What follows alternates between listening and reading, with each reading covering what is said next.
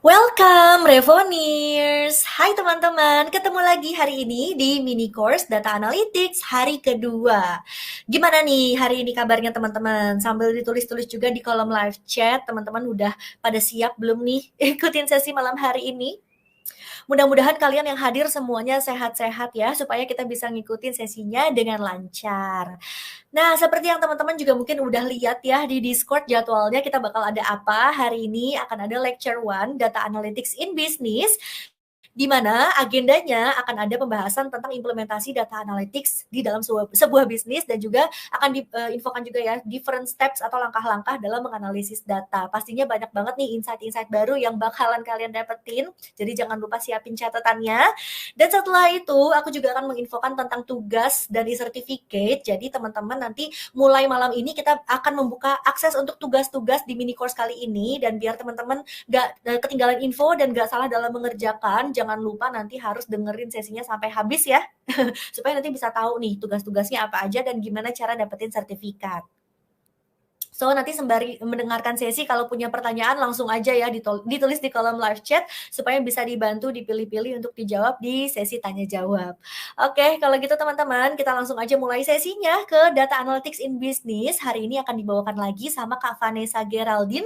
Mungkin yang kemarin belum sempat ketemu, aku kenalin lagi ya. Jadi Kak Vanessa ini merupakan Head of New Programs di RevoYou yang nantinya juga akan sharing-sharing nih terkait implementasi data analytics dalam sebuah bisnis. So, enjoy teman-teman sesinya dan mungkin kita langsung aja ya serahkan sesinya ke Kak Vanessa. Dan untuk Kak Vanessa, boleh langsung dimulai dari sekarang. Oke, good night teman-teman. Thank you banget untuk kalian yang mungkin udah sempat ikutan sesi kemarin. Jadi hari ini kita ketemu lagi ya untuk menggali lebih dalam gitu ya tentang data analytics in business dan proses-proses yang terjadi di dalam data analytics. Kenalan sebentar, the senior manager of strategic project manager di data analytics di RevoYou. I was working.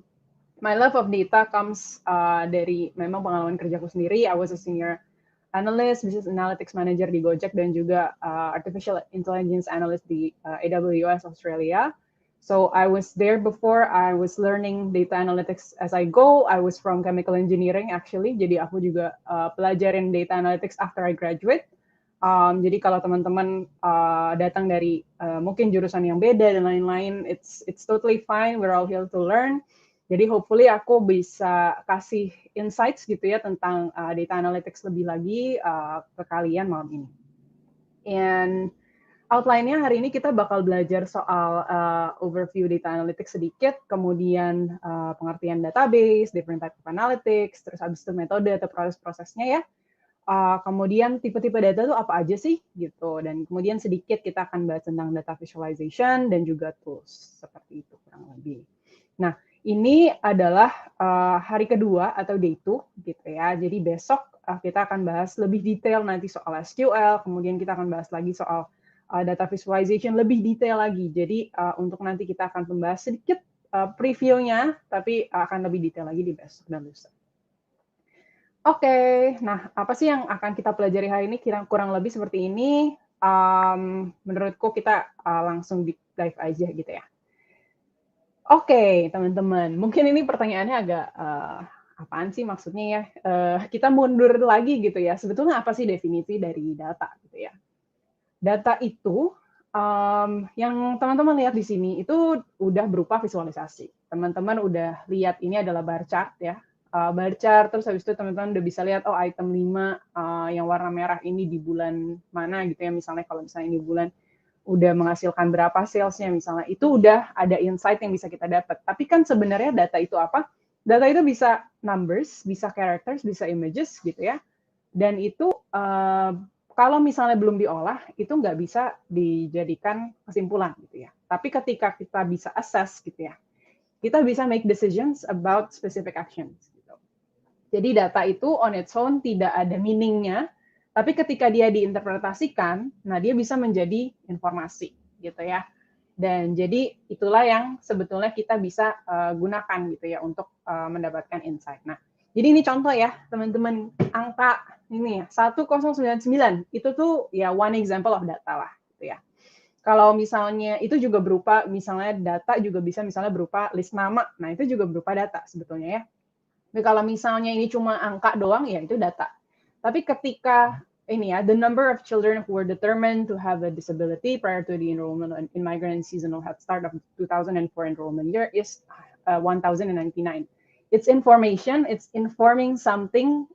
Jadi ini udah berupa informasi. Nah, kita harapannya adalah kita bisa mengolah data menjadi informasi dengan menggunakan ya berbagai tools dan analisis yang kita lakukan sebagai data analyst atau dia proses yang kita lakukan dalam data analytics. Jadi kalau teman-teman ngikutin yang kemarin, ya ujung-ujungnya adalah untuk apa ya? Untuk driving business decisions yang lebih baik, gitu ya.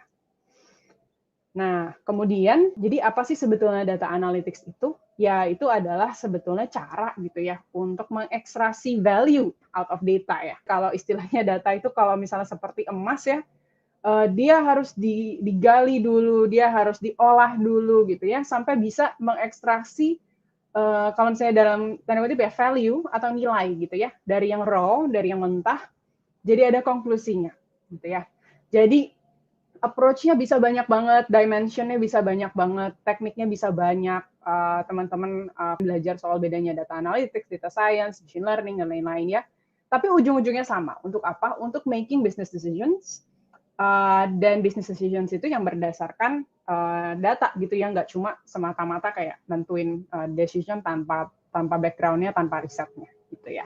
Kalau by researchers ya researcher pakai itu untuk verify scientific models or theories gitu. Jadi konteksnya bisa di mana aja. Gitu. Nah, why data analytics? Yaitu helps in business decision making, effective business operations gitu ya. Bahkan kalau misalnya di dalam bisnis, ya kita pakai itu untuk apa? Increasing revenue gitu ya, karena kita bisa pakai strategi yang baik untuk menghasilkan data atau menghasilkan decision making yang baik, jadinya improving operations dan lain-lain. Gitu. That's the why of kenapa kita menggunakan data analytics. Nah, mungkin kita sering banget pakai Excel, pakai Google Sheets gitu ya dalam keseharian kita. Nah, ketika kita ngomongin soal data yang, oh ada 1000 nih, 1000 row atau 1000 baris gitu ya.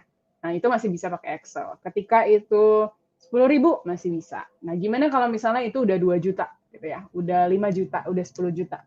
Nah, bayangin teman-teman kalau misalnya dalam 1 menit dan ya ada beberapa data gitu ya yang menghasilkan kayak, oh ternyata ada segini banyak data yang dihasilkan di dunia ini, kali berapa banyak apps yang di-download, kali berapa banyak company gitu ya, bisnis di dunia ini, jadi kali berapa user gitu ya, berapa juta orang. Jadi gimana caranya company bisa mengolah ini dengan baik? Ya inilah yang disebut dengan big data. It's too large, it's too complex to be processed with traditional methods. Excel, Google Sheets udah nggak bisa untuk memproses semua data ini, maka harus ada pengolahan yang namanya big data gitu ya.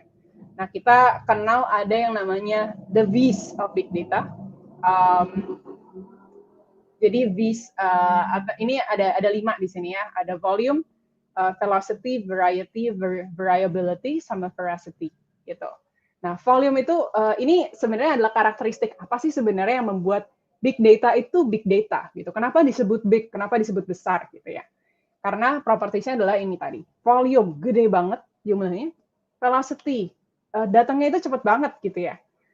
Kalau misalnya teman-teman bayangin kayak ini dalam 1 menit loh gitu ya. Gimana caranya company seperti YouTube itu bisa ngambil data segitu banyak dengan ya jutaan orang yang nonton video dalam waktu yang bersamaan. Jadi kecepatannya itu luar biasa, itu udah millisecond dan bahkan kayak lebih cepat lagi gitu ya. Jadi velocity datangnya itu luar biasa cepat gitu. Jadi harus bisa dihandle gitu kan dengan the big data warehousing itu. Kemudian variety. Tipe data yang kita akan belajar in a moment, tipe data itu banyak banget gitu ya. Nggak cuma angka, nggak cuma nama misalnya, tapi sampai ke time dan lain-lain itu semua akan masuk dalam waktu yang bersamaan. Jadi variety, variability, dan juga veracity. Veracity juga ngomongin soal kualitas datanya. Ada kualitas data yang jelek, ada kualitas data yang bagus gitu ya. Jadi ini adalah properties atau bisa dibilang ciri-ciri ya kalau misalnya kita dulu belajar gitu ya. Ciri-ciri or dimensions apa yang menyebut big data is a big data. Ini apa namanya, kenapa sih sebetulnya ya kayak nih there's refers to volumenya begitu banyak. Variety itu bisa structured data atau unstructured data. Nah, ketika kita ngomongin soal unstructured data itu udah ngomongin soal misalnya ngebandingin antara foto kucing sama anjing nih. Udah ngomongin soal machine learning dan AI gitu ya. Karena kalau misalnya kita ngebandingin angka 9 sama 10, itu strukturnya sama nih, sama-sama angka. Tapi ketika itu ngomongin soal gambar, nah itu udah unstructured namanya gitu ya, karena bisa aja sebetulnya kayak makanya kita sebutnya harus punya algoritma ya untuk menilai gitu ya. Dia akan ngecek terus kayak ini bener nggak ya gambar kucing atau ini gambar anjing gitu ya. Nah itu unstructured karena kita nggak punya nih strukturnya nggak kayak angka gitu ya. Nah itu variety. Nah veracity juga tadi yang soal trust, validating the data dan lain-lain. Jadi this is the characteristics of big data yang perlu diperhatikan gitu ya. Nah, value chain. Nah, ketika kita ngomongin soal big data, banyak banget proses yang sebetulnya harus dilakukan sebelum kalian bisa turning data ke dalam insights gitu ya. Kalau kita ngomongin soal tadi big data, ada yang ini ya, velocity, type, segala macam. Ini pokoknya udah full yang gede banget deh gitu ya, kita ngomongin soal itu. Harus ada teman-teman di sini yang bisa nge-capture data itu, gitu ya, nge-capture data itu ke dalam satu kumpulan, dan kemudian harus ada data management di situ. Nah, data management ini dikumpulin gitu ya. Nah, kemudian ada data engine-nya segala macam. Nah, ini adalah tim data warehousing nih yang ada di sini gitu ya. Nah, kemudian setelah tim data warehousing mengolah ini menjadi sebuah data yang lebih structured, nah inilah yang kita kerjakan sebagai data analysis sebelah sini gitu ya. Which is kita akan preparing dia untuk analytics, jadi kita bikin dashboard-nya, kita pakai tools-tools di sini ya, segala macam sampai bisa keluar insights, or bisa berupa data visualization, tabel dan lain-lain. Jadi perannya ada di sini gitu ya. Jadi bisa dibilang bahwa sebetulnya dari big data sampai ke ujungnya, sampai menghasilkan insight itu nggak cuma kerjaan satu orang gitu ya. Kalian nggak langsung akan mengolah big data, tapi akan ada tim data warehouse di sini, ada tim BI di sini gitu ya, sampai akhirnya bisa ujung-ujungnya ya ke business analyst or data analyst, dan akhirnya bisa jadi insights gitu ya. Jadi banyak banget orang yang terlibat sebetulnya. Jadi semakin ke sini itu akan semakin structured datanya, akan semakin jelas informasinya, tapi pas lagi di sini ini masih sangat-sangat luas gitu ya. Sangat luas, perlu dibenerin, perlu di-prepare. Nah, makanya banyak tahap yang hari ini kita akan belajar soal preparing the data itself sebelum kita bisa menghasilkan insight gitu. Oke, ini misalnya ya, contohnya nih aku ambil dari Tokped. Of course, kalau misalnya kita tahu Tokped, ya apa aja sih yang kita lakukan gitu ya. Tokopedia itu ketika kita buka aplikasinya, pasti dia langsung note satu data tuh. At least, oh kamu buka aplikasinya, siapa kamu, di jam berapa gitu ya. Kamu langsung, apa yang abis itu kamu lakukan. Oh kamu ngeklik banner, atau kamu nge-scroll. Terus banner apa yang setelah itu kamu klik gitu ya. Pada detik keberapa, dan lain-lain itu, semua nge-capture. Jadi pas kalian buka app aja udah berapa banyak data tuh yang sebenarnya ke-capture ya. Kali berapa orang di Indo gitu ya. Nah itu diambil gitu ya. Kalau kalian melakukan transaksi atau bahkan kalian cuma buka, itu tadi semuanya datanya itu diambil. Data waktu, data profile, segala macam gitu ya. Preferensi kalian suka beli sepatu, abis ini dia akan langsung tawarin kayak sugestinya adalah, oh ini beli tas, beli baju gitu ya. Jadi semua itu akan disimpan untuk menghasilkan itu. Nah, kemudian akan ada data warehouse gitu ya yang akan mengolah itu jadi lebih structured data. Nah, habis itu ya data analis, business user, management bisa data analis akan mengolah itu supaya business user dan management bisa melihat gitu ya insights dan visualisasi yang udah dibuat gitu. Jadi ada beberapa tim yang akan terlibat dari sebelum itu gitu ya. Nah, jadi kalau misalnya dibilang ya istilahnya dari tengah ada yang ini kuadrannya ke bisnis, ada yang kuadrannya lebih ke arah big datanya. Ini semakin granular lah istilahnya untuk yang ke arah big datanya, seperti itu. Nah, kita mau belajar lagi lebih deep dive ya tentang tipe-tipe analytics-nya, bahwa the fundamental difference of data science dan data analytics juga di sisi bahwa memang data analytics data analytics akan fokus di sini, descriptive analytics dan diagnostic analysis. Dan ketika kita ngomongin data science itu akan lebih ngomongin algoritma and programming untuk mempredik ya dan prescribe atau membuat apa yang harus mencapai itu tuh gimana caranya. Jadi ini lebih advance lagi dan ini akan melibatkan ke depannya ya machine learning sama AI gitu ya. So this is kita akan coba lihat kupas satu-satu gitu ya. Mengenai kayak dari descriptive itu what happened, diagnostic itu why this happen, predictive juga apa yang akan terjadi, prescriptive itu justru bagaimana kita mau melakukan itu gitu ya. Nah, yang pertama itu adalah descriptive analytics ya. Descriptive itu intinya kita menganalisis apa yang terjadi di past gitu ya. Contoh kasusnya misalnya kalian kerja di e-commerce, terus kalian mau tahu oke, gimana ya performance bulan Januari sampai Juli gitu misalnya. Jadi itu kalian akan kumpulkan datanya, itu udah ada faktanya, udah ada datanya, kalian akan summarize gitu ya, dan kalian buat report. Nah itulah yang namanya tadi data mining. Jadi kita gali gitu ya datanya apa, harus diapain gitu ya. Nah itu toolsnya banyak, bisa pakai Excel, SPSS sama MATLAB itu yang contoh mungkin yang kalian juga awam ya kalau yang engineering atau belajar statistik atau math gitu ya di kuliah. Tapi bisa juga berupa yang lain kayak SQL gitu ya, tarik data, kemudian bikin tabel dan lain-lain. Jadi contohnya adalah report company gitu ya. Itu udah terjadi di PAS gitu ya. Teman-teman summarize, nih present, inilah performance kita. Selesai, titik sampai di situ. Itu descriptive analytics gitu ya.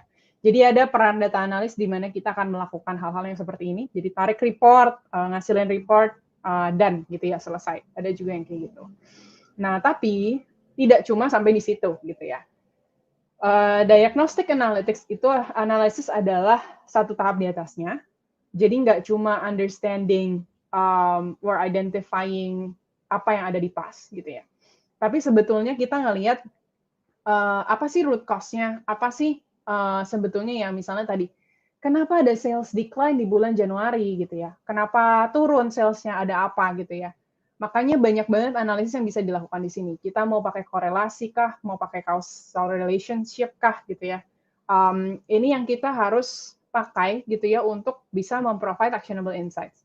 Jadi tekniknya banyak gitu ya, bisa tadi berupa data mining, data discovery, tapi bisa juga korelasi gitu ya. Drill down ini juga bahkan kita bisa tanya sama stakeholders lain, kayak misalnya, kenapa ya datanya seperti ini, lalu kita ke sales gitu ya. Dari sales, nanti teman-teman di sales kayak ngasih tahu, enggak kok, nggak ada apa-apa, nanti kita ke marketing. Ke marketing ternyata, oh campaign ini kayak kurang works nih dari sisi marketing dan lain-lain. Jadi kita mau identify itu kenapa, why, sehingga kita bisa kasih insights gitu ya. Karena ini menghasilkan ini nih, makanya kita lain kali jangan begini. Nah itu biasanya tahap itu yang kita sebut dengan diagnostic analytics. Jadi itu juga bagian yang sangat penting gitu ya dalam keseharian sebagai data analis, karena jadinya adalah ketika kita ngomongin soal identifying why ya tentunya kita mengidentifikasi sebuah masalah ya, sebuah problem gitu ya. Ada problem statement yang kita harus buat dan gimana ya caranya kita untuk mencapai itu. Nah itulah identifying gimana caranya ya dengan diagnostic analytics. Predictive analytics. Jadi predictive analytics ini predicting future outcomes. Jadi ini kita ngomongin soal probabilitas gitu ya, kayak event ini bisa terjadi karena apa gitu ya. Algoritmanya, ini kita udah ngomongin soal machine learning, jadi toolsnya udah misalnya berupa, misalnya kita pakai Python, pakai R gitu ya, karena udah bikin algoritma gitu ya. Jadi ini adalah prediksi atau, jadi belum tentu terjadi teman-teman.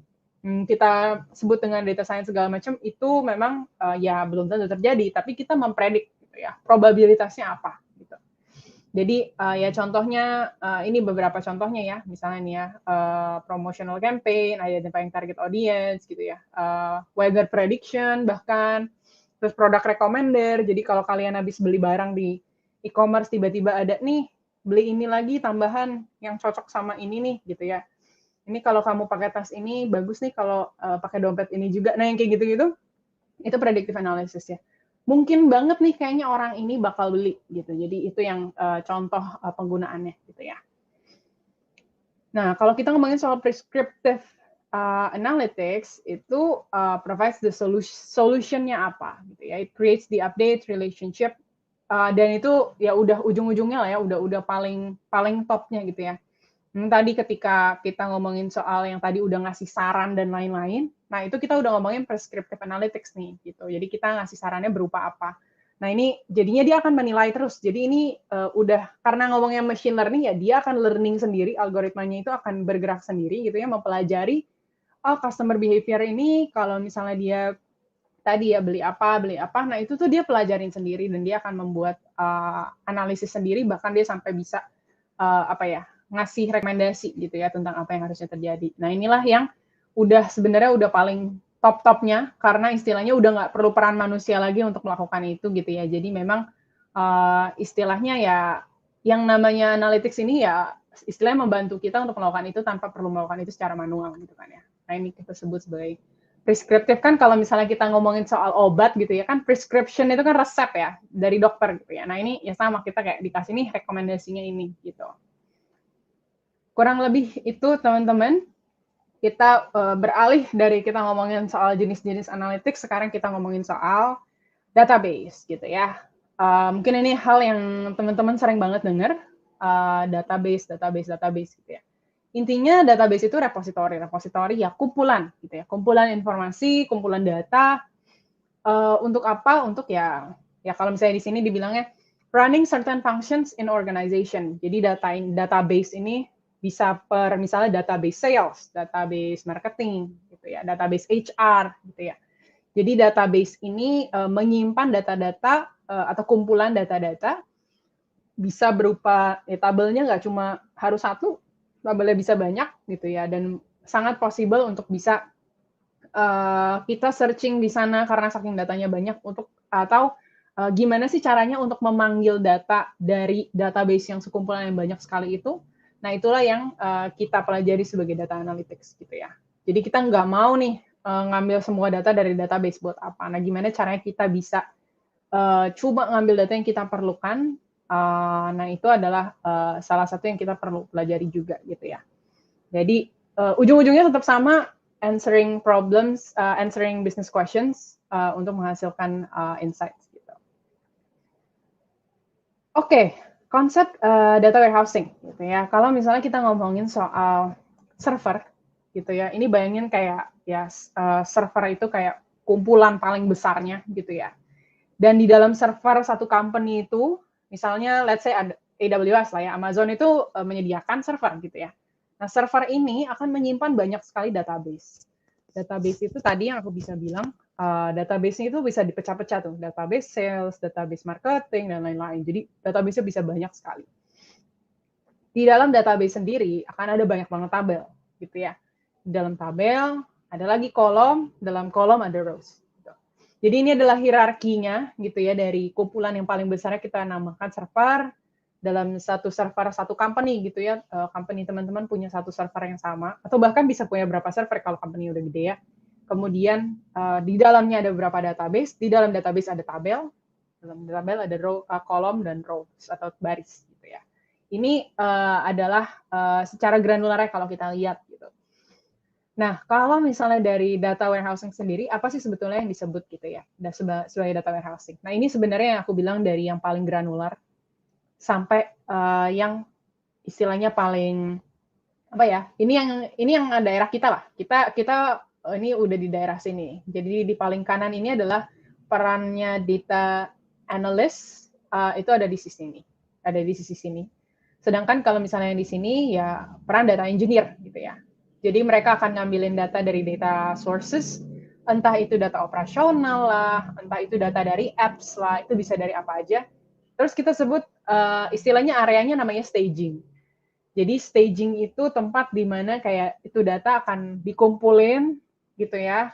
Kemudian disitulah sebenarnya kayak istilahnya semua data-data yang raw, yang istilahnya mungkin berantakan dan lain-lain ini lagi coba nih dikumpulin, coba di apa ya, otomatis dirapihin ini di area staging dulu nih, gitu ya. Nah kemudian di warehouse, istilahnya yang disebut warehouse gitu ya, itu bisa habis itu dari staging, di summary gitu ya, datanya jadi Teman-teman jangan bayangin, itu kan banyak banget ya datanya. Kadang data analis itu cuma perlu data summary gitu ya, atau kadang butuh raw data. Nah, yang kita sebut dengan itu, kenapa kadang kita cuma butuh data summary atau raw data? Kalau teman-teman tahu gitu ya, nanti konsep si SQL itu sendiri itu kan berbayar ya teman-teman. Dulu aku juga pas lagi kerja di limit gitu ya, sehari minimal, pokoknya sebulan deh, kayak minimal $1.000 atau $10.000 gitu. Jadi kalau udah lebih dari situ kayak dimarahin gitu ya. Lu query kebanyakan nih, ada yang salah nih gitu. Jadi itu tuh bayar teman-teman. Bayangin kalau misalnya $10.000 itu udah 100 juta gitu ya. Untuk cuma narik data loh. Jadi penyimpanan dan penarikan data itu mahal sekali gitu ya.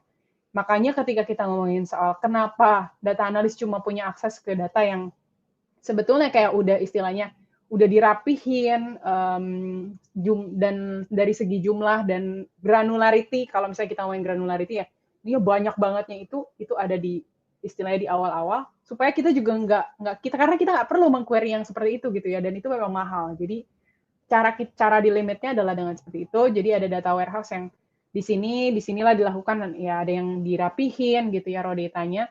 Dan teman-teman data warehousing itu memastikan bahwa setiap hari bahkan kayak ada yang apa ya istilahnya, bahkan sampai ada kayak shift-shiftnya gitu ya, yang ngecek subuh-subuh, yang ngecek siang-siang, yang ngecek malam-malam gitu ya, bahwa semuanya ini berlangsung dengan optimal.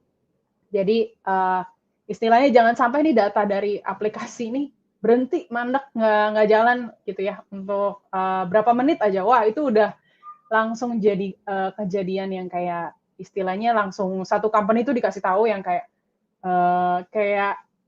ini nggak bisa, udah nggak berjalan nih, misalnya dapat datanya selama 1 jam, itu tuh udah major trouble dalam satu company gitu ya.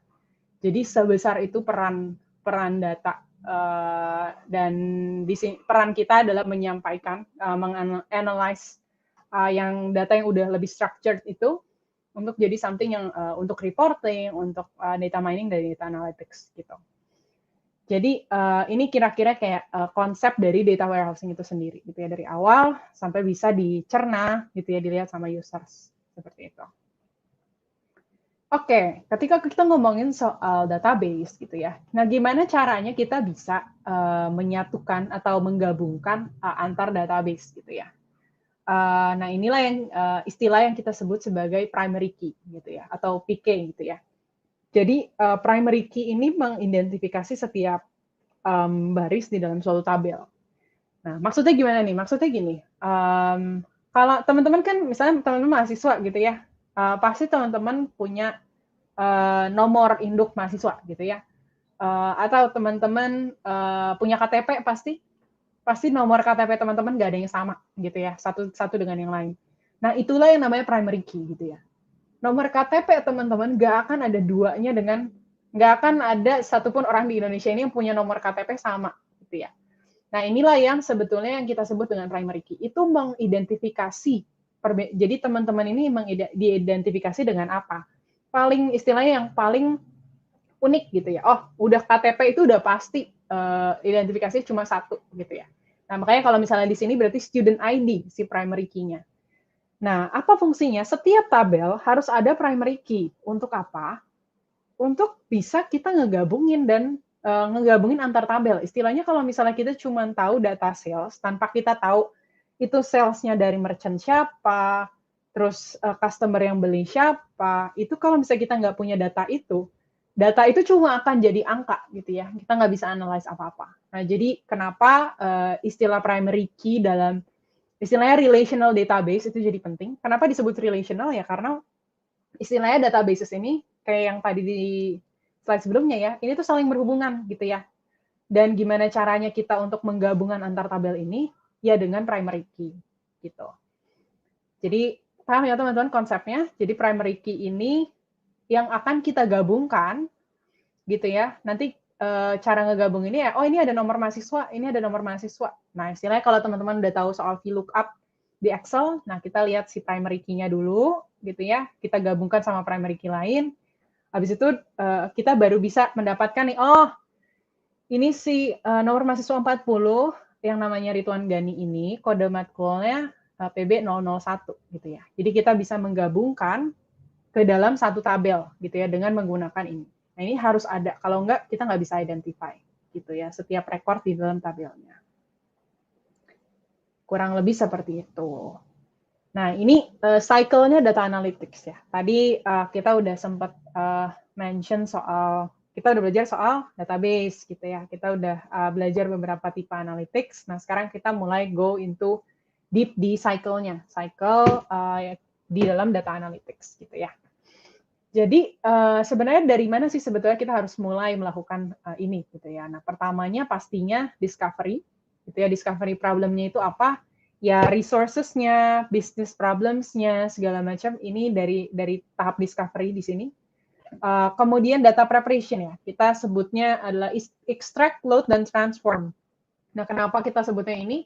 Istilahnya ETL, biasanya disebut ETL, kita preparation untuk bisa menyiapkan data itu supaya kita bisa analisis lebih baik lagi gitu.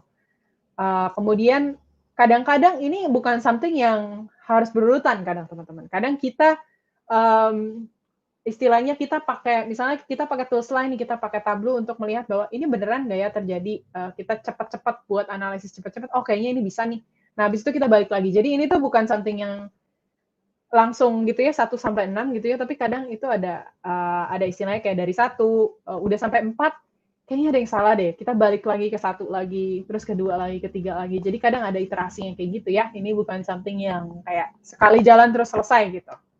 Oke, jadi ini untuk menggambarkan aja ke teman-teman.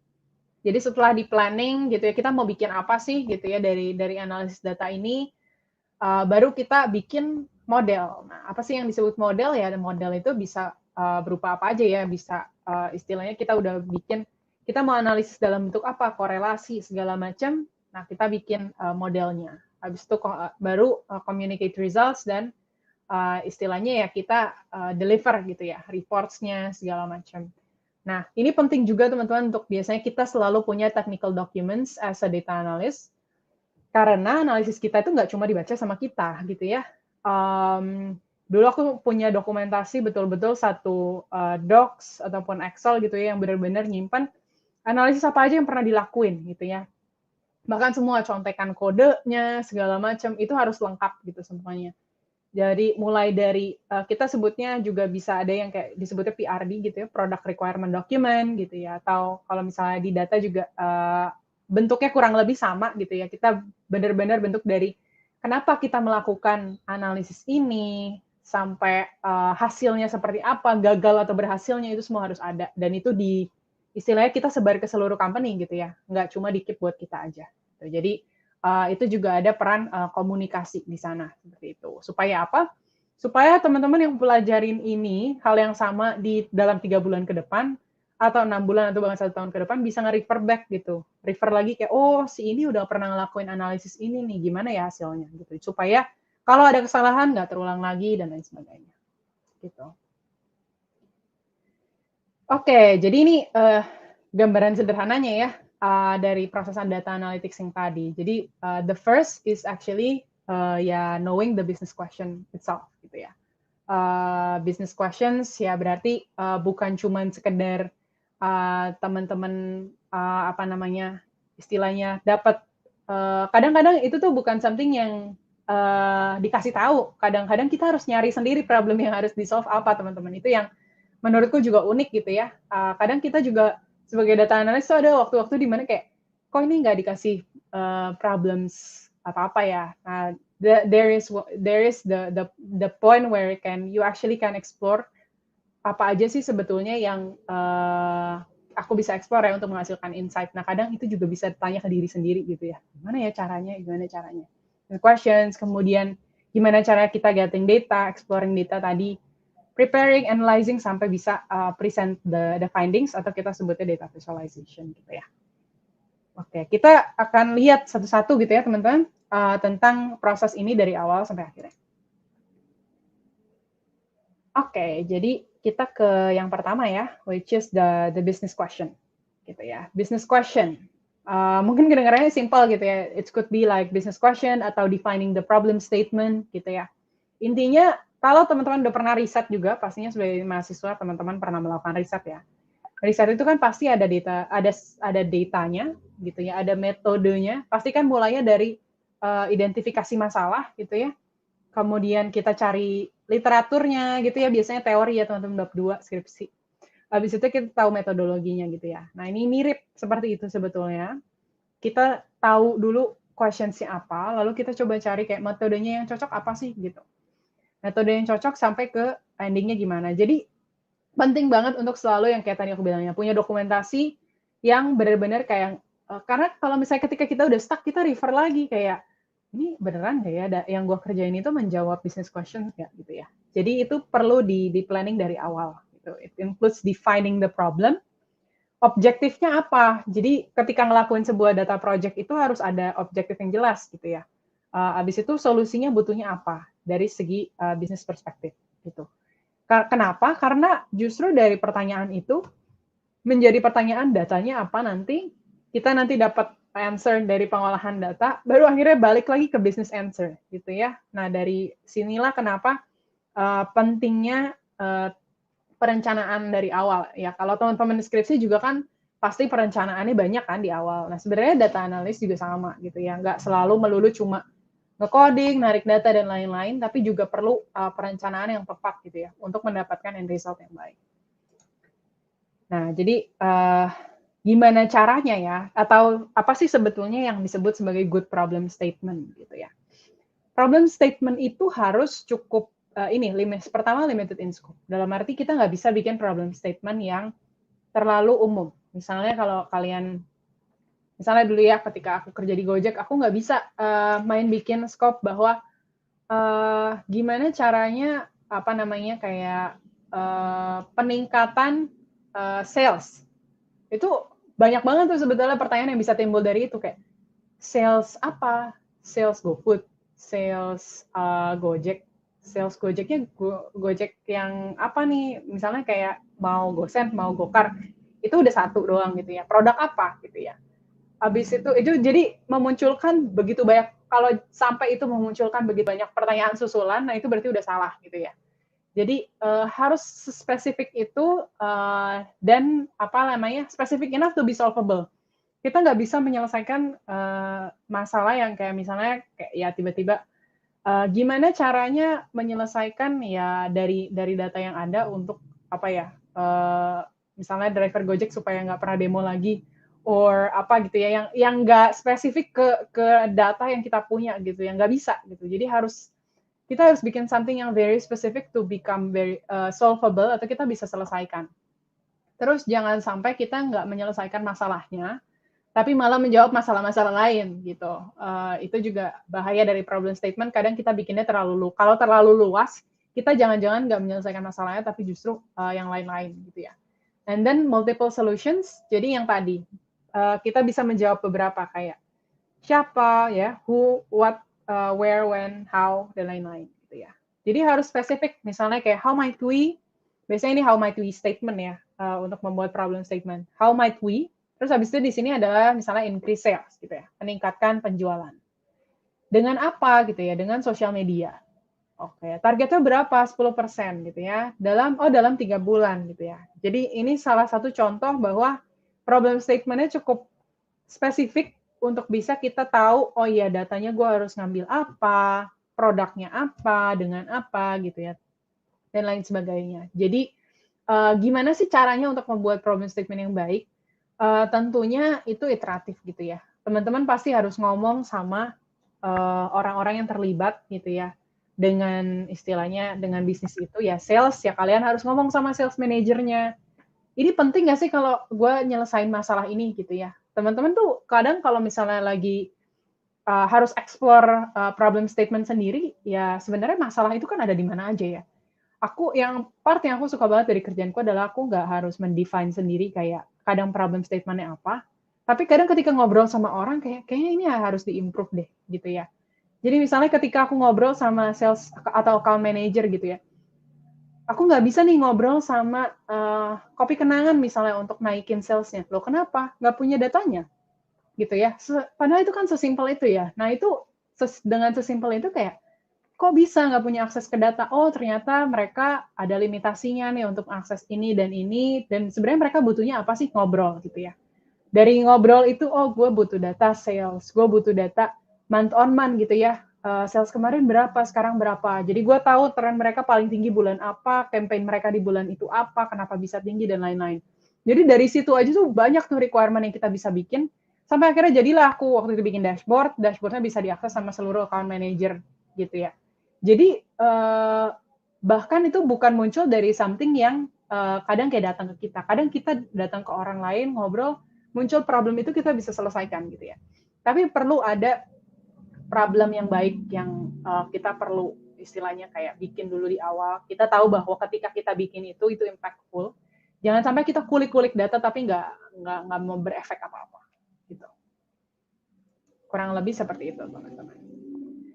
Nah, kedua, setelah tadinya mendefine apa gitu ya, istilahnya problemnya apa, tentunya next-nya harus diikuti dengan ya getting that data gitu ya. Kenapa bahkan sampai disebut get gitu ya. Nah, tadi karena seperti yang aku bilang, kita harus bisa nge-define, misalnya tadi kita mau analisis untuk meningkatkan sales di sosial media. Tentunya kita harus kumpulin data sales, itu pasti ya kan. Data sales dari mana gitu ya. Itu akan ada teman-teman akan berhadapan dengan banyak banget tables tentang sales dari berbagai macam penjuru gitu ya, bahkan ada yang rapi, ada yang enggak gitu ya. Terus harus pakai data yang mana nih? Ini getting the data juga tricky kadang gitu ya. Ini bahkan bisa berulang-ulang kali nih kayak dapat coba dianalisis salah balik lagi gitu ya. Jadi harus dilakukan apa ya istilahnya kita juga ngecek gitu ya. Data acquisition, data wrangling berarti istilahnya kita memodifikasi datanya segala macam supaya kita tahu gitu ya, sampai bisa dianalisis dan dimodel. Jadi ini getting the data dulu nih yang sesuai dengan business requirements. Makanya penting tadi untuk punya atau bikin dokumentasi yang tahu objektifnya apa gitu ya, business requirements-nya apa, sampai datanya yang dibutuhin apa. Kadang aku tulis dulu di awal gitu ya, supaya ketika aku mau ambil data istilahnya nggak kemana-mana gitu. Aku fokus untuk oke, aku butuhnya data ini, aku akan ambil data itu gitu ya. Karena tadi pertama query mahal teman-teman, jadi kita harus memanfaatkan dengan baik gitu ya untuk pengolahan datanya, dan pastinya kita mau efektif dong. Semakin banyak scope yang kita ambil, belum tentu kadang insight-nya semakin baik gitu. Tapi kalau kita udah planning dari awal bahwa dengan data ini aku bisa menghasilkan ini, nah itu akan lebih terstruktur dan lebih cepat juga gitu. Nah, kemudian kita akan belajar sebentar ya soal tipe-tipe data gitu ya. Nah, mungkin ini teman-teman mungkin ada yang udah tahu, ada yang belum tahu, nggak apa-apa ikutin dulu aja, nanti akan lebih kebayang gitu ya. Nah, pertama itu ini ada beberapa tipe ya, ini ada 3 sebenarnya. Sorry, aku kelewat. Oke, ini adalah structured data. Structured data berarti datanya itu diproses, disimpan, dan retrieve dengan format yang rapi, format yang sama gitu ya. Jadi kalau misalnya dibilang ya, kalau istilahnya tabel yang teman-teman udah biasa lihat gitu ya, mungkin di antara di pekerjaan, rata-rata pasti structure data deh gitu. Jadi antara misalnya tadi nomor NIK gitu ya, job, salaries, data sales yang sudah rapih gitu ya, yang teman-teman bisa langsung baca, oh ini 1 juta, 2 juta gitu. Nah itu adalah istilahnya itu structured gitu ya, kita bisa bilang itu structured data. Nah, tapi sebenarnya ya, berdasarkan ini juga 80% dari business data itu sebenarnya unstructured gitu ya. Data unstructured itu bisa apa aja, tapi intinya adalah nggak ada formnya atau nggak ada structure-nya. Jadi structure-nya itu bisa beda-beda teman-teman. Nah, istilahnya tuh kalau misalnya di dalam kenapa data analyst banyak melakukan cleaning atau cleansing gitu ya, ya karena datanya itu kadang gabungan gitu ya, kadang gabungan teks sama angka sama segala macam gitu ya. Jadi itu tuh benar-benar kadang harus satu-satu gitu ya. Dulu pas aku lagi kerja, aku pernah kerjaanku di awal-awal itu benar-benar ngebenerin data ratusan ribu rows gitu ya, benar-benar menerjemahkan dari yang unstructured ini ke dalam longitude inilah apa namanya maps gitu ya, data maps gitu. Jadi titik-titik. Jadi dari alamat yang nggak ada strukturnya, istilahnya teman-teman bisa nulis Jakarta, bisa nulis Jakbar, bisa nulis pokoknya datanya itu bisa apa aja. Itu kan nggak terstruktur ya, tapi harus mengubah itu jadi something yang terstruktur. Nah itu PR banget. Dan itu bagian terbesar sebenarnya yang kadang apa ya, kadang menyebalkan gitu ya, tapi needed gitu ya, needed untuk sebetulnya untuk bisa menghasilkan something yang baik gitu. Nah, itu salah satu tipe unstructured data. Makanya kalau teman-teman lihat di sini email itu bentuknya bisa banyak banget. Comments, kalau dulu comments di reviews or comments di e-commerce, nah itu unstructured data. Karena kadang ada orang yang ngasih bintang 5 tapi komennya jelek banget, ada yang ngasih bintang 1 komennya bagus banget. Jadi dulu aku juga sempat kayak ada yang apa ya, ada part of my life yang juga ngeliatin itu sungguh unstructured, tapi sebetulnya bisa dapat insight juga dari unstructured data gitu ya. Jadi ini kadang kita juga harus ngulik-ngulik yang kayak gini. And then the last part ya semi-structured data. Jadi bisa containing both structured and unstructured data. Itu kita bisa bilang ya CSV or JSON gitu ya. Ini beberapa tipe data, kemudian kita look into mungkin ini yang teman-teman lebih kebayang, qualitative and quantitative. Qualitative tentunya klasifikasinya itu bergantung kepada atribut atau properti, sedangkan kalau misalnya quantitative seperti yang teman-teman udah tahu pasti numerical gitu ya. Rata-rata kalau kita ngomongin soal properties, it's unstructured, kayak tadi misalnya review customer di e-commerce, it's unstructured, nggak tahu mereka akan nulis apa aja segala macam, cannot be computed gitu ya. Tapi itu bisa develop initial understanding. Kalau teman-teman baca segala macam bisa tahu, oh bener juga ini harus seperti ini gitu. Jadi kadang ada part di mana biasanya tim riset kalau di startup biasanya ngelakuinnya lebih ke arah qualitative. Juga ada part qualitative yang harus dilakukan karena itu develop understanding kadang untuk mendefinisikan problemnya apa. Kemudian quantitative gitu ya, itu harus bisa numerical, ya data sales segala macam, salary semua numerical, structured, it's all about how much or how many, bisa dibuat statistiknya, numbers-nya gitu ya, dan it recommends the final course of action. Data kualitatif ya seperti yang kalian tahu bisa diambil dari wawancara dan lain-lain. Quantitative ya kita udah bisa akses langsung di big data gitu ya. So butuh yang mana? Butuh dua-duanya. Jadi nggak tentu sebagai data analis kita akan heavy banget di quantitative, that's for sure. Tapi kadang ada part di mana kita nggak bisa melupakan juga yang kualitatif ketika kita tadi misalnya melakukan diagnostic analysis kayak gitu. Dan ini lebih detailnya lagi, type of data yang tadi ada 2, teman-teman, which is pertama adalah quantitative dan kedua qualitative. Nah, ini ada pembagian lagi. Quantitative itu apa? Nah, ini ya contohnya. Quantitative itu bisa dibagi 2, yaitu discrete sama continuous. Nah, discrete, contohnya number of items gitu ya. Number of items itu tuh handphone kalian ya 1 gitu ya. Nggak bisa 1,5 gitu. Sedangkan kalau continuous itu bisa dibagi lagi jadi tinggiku 165,5. Nah, itu misalnya. Jadi itu bisa ada komanya segala macam, it's continuous. Bisa bisa di broken down istilahnya. Itu bisa berupa apa? Bisa berupa rasio, bisa berupa interval waktu gitu ya. Nah, ini contohnya ya. Nah, kemudian kalau misalnya qualitative itu apa? Tadi ya, categorical, nah itu bisa berupa nominal sama ordinal. Ordinal itu bisa order of values, kalau teman-teman suka isi NPS atau feedback survey gitu ya. Ngisinya kan antara 1 atau sampai 5. 5 itu very sangat puas, 1 itu tidak puas, jadi itu dari range-nya gitu ya, ordinal. Untuk menggambarkan something yang sebetulnya kualitatif. Gimana caranya kita mengubah kualitatif jadi kuantitatif ya dengan ini gitu ya. Kemudian kalau nominal ya naming variables tadi ya, misalnya ya rambut hitam, rambut coklat, dan lain-lain. Jadi kategorikal, tapi kita bisa mengubah something yang kualitatif itu jadi kuantitatif dengan tadi ordinal tadi. Makanya kenapa survei rata-rata pakai range gitu ya, itu mencoba untuk mengubah yang sebenarnya kualitatif, yaitu pendapat, menjadi something yang kuantitatif. Gitu. So, and then the next yang kita harus lakukan tadi ya, kita udah belajar soal tipe data, karena datanya beda-beda, harus dilakukan yang namanya cleaning gitu ya. Duplikasi segala macam kita harus buat, istilahnya formatnya itu jadi lebih baik untuk bisa diproses gitu ya. Kenapa? Karena kita harus transform itu supaya dia bisa lebih bisa lagi digunakan dan dieksplor untuk menghasilkan insight-insight gitu ya.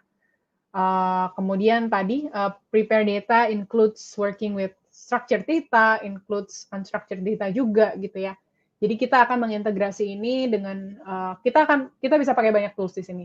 Exploring, preparing data. Kalau misalnya data setnya kecil, kita bisa pakai Excel, ya kan? Kita bisa pakai Google Sheets gitu ya. Jadi ketika kita udah working, preparing data yang kita ngomongin soal millions of rows, jutaan baris, makanya kita butuh yang namanya Python, yang namanya SQL, yang namanya R, karena kita udah nggak bisa pakai ya istilahnya Excel dan juga Sheets punya limitations untuk melakukan itu semua. Jadi kita harus pakai tools and softwares untuk mentransformasi data untuk kita prepare. Nah, makanya sebetulnya where the technicalities itu ada mulai di sini nih. Kalau tadi kita ngomongin soal business itu, business problem dan understanding itu masih berupa istilahnya business acumen ya. Kita mampu untuk nge-frame satu problem jadi something yang logical yang bisa di-solve. Nah, PR keduanya adalah bagian teknikalnya nih gitu ya. Gimana caranya kita bisa memanipulasi data untuk jadi something yang kita bisa analisis. Gitu. Nah, aku pengen kenalin istilah ini ke teman-teman. Kenapa? Karena ini penting banget gitu ya. Kita sebutnya garbage in, garbage out. Nah, apa tuh maksudnya ya? Ya seperti yang teman-teman lihat di sini ya, kalau misalnya datanya yang kita masukin itu jelek, nggak clean, nggak bersih gitu ya, terus kita analisis, ya of course hasilnya ya jelek gitu ya. Ini istilah yang sering banget dipakai, teman-teman bisa googling sendiri di area perdata-dataan gitu ya. Banyak meme yang ngomong kalau, aduh sebenarnya data analisis itu paling nyebelinnya di bagian cleaning memang kadang. Karena yang mau nggak mau kita harus cleaning data itu supaya ya hasilnya juga bagus gitu. Karena kalau enggak ya percuma gitu ya. Kita ngasilin analisis yang data atau hasil outputnya kurang baik gitu ya. Jadi this is why kita harus punya kemampuan yang baik dalam cleaning, nggak cuma dianalisis tapi bahkan cleaningnya dari sisi awalnya. Kenapa setiap tahapannya matters, supaya jangan sampai kita ngasilin analisis yang salah gitu. Karena kalau analisisnya salah fatal banget teman-teman. Karena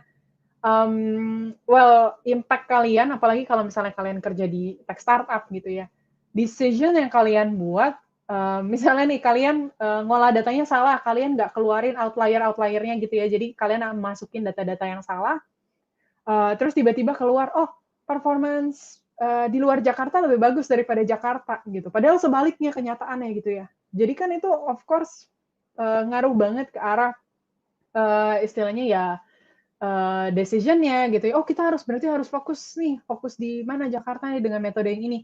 Padahal yang perlu dikembanginnya di luar Jakarta misalnya. Nah, itu kan ngaco banget ya teman-teman. Nah, jangan sampai itu yang keluar gitu ya. Jangan sampai impact yang diciptakan salah malah gitu. Makanya kita sebutnya garbage in, garbage out. Nah, seperti yang aku bilang, nggak bisa jauh-jauh ya ketika kita ngomongin data analytics, kita nggak bisa jauh-jauh dari yang namanya statistical parameters. Mungkin teman-teman udah banyak belajar sih. Ada teman-teman yang mungkin familiar, ada yang mungkin tidak. Tapi ini cuman simple aja teman-teman. Kita pastinya perlu measures of frequency, count, dan lain-lain gitu ya. Kemudian central tendency, soal mean, median, mode, dispersion or variation. Kita harus tahu konsep standard deviation, bell curve, dan lain-lain, interquartile range. Supaya kita tahu spread-nya, supaya kita tahu variasinya, jadi kita tahu outliers-nya, atau istilahnya outliers itu ya data yang menclok di ujung sendiri gitu ya, yang nggak nyambung sebenarnya tapi tiba-tiba muncul aja gitu.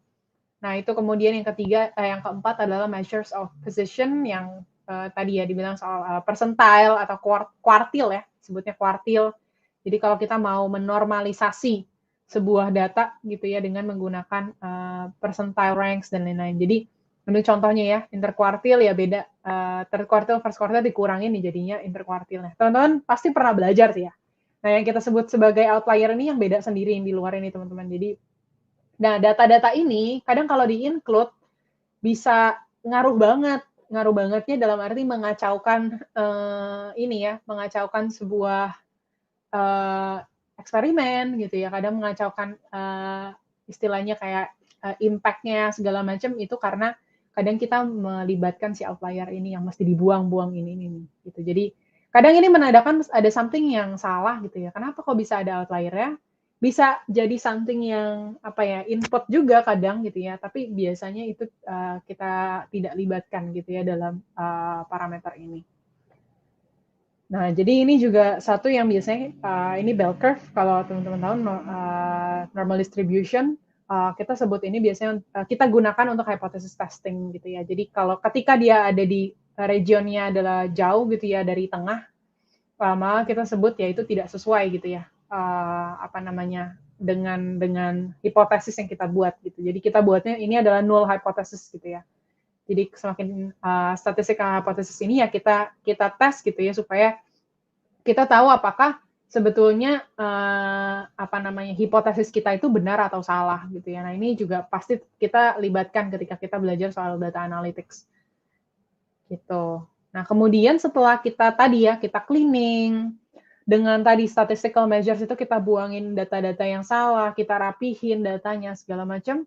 Nah, habis itu baru kita bisa melakukan analisis gitu. Jadi panjang ya teman-teman tadi kalau kita harus ngulang lagi lumayan panjang memang, tapi ketika dikerjakan sebenarnya itu nggak itu memang sehari-hari memang ada yang harus lakukan gitu ya. Jadi tibalah ketika udah bersih segala macam datanya, bahkan kadang itu take days gitu ya untuk cuma mengumpulkan dan membersihkan dan lain-lain, sampai bisa akhirnya kita bisa analisis gitu ya. Kita bisa analisis pakai model apa, pakai analisis apa. Nah, kita biasanya ini bukan something yang kita langsung selesai gitu ya, tapi ini bisa aja berulang kayak pas analisis kurang nih datanya, ngambil lagi datanya, setelah ngambil data di cleaning lagi segala macam, jadi itu berulang lagi. Jadi itu something yang nggak berhenti sampai di situ, tapi akan berulang kali gitu ya. Nah, jadi ini beberapa analisis teman-teman yang mungkin kalau pertama ini misalnya korelasi ya, kita nyari korelasi antar dua variabel. Jadi antara satu variabel dengan variabel yang lain, apakah sebetulnya berhubungan gitu ya. Nah, inilah fungsinya correlation analysis. Jadi positive correlation ya pastinya yang ini, yang satu gitu ya. Jadi kalau teman-teman lihat ya variabel yang ini naik, ya variabel yang ini juga naik gitu ya. This is perfect positive correlation R kuadratnya 1 gitu ya. Jadi inilah yang kita sebut sebagai ya istilahnya kalau misalnya variabelnya naik ya pasti ini naik juga.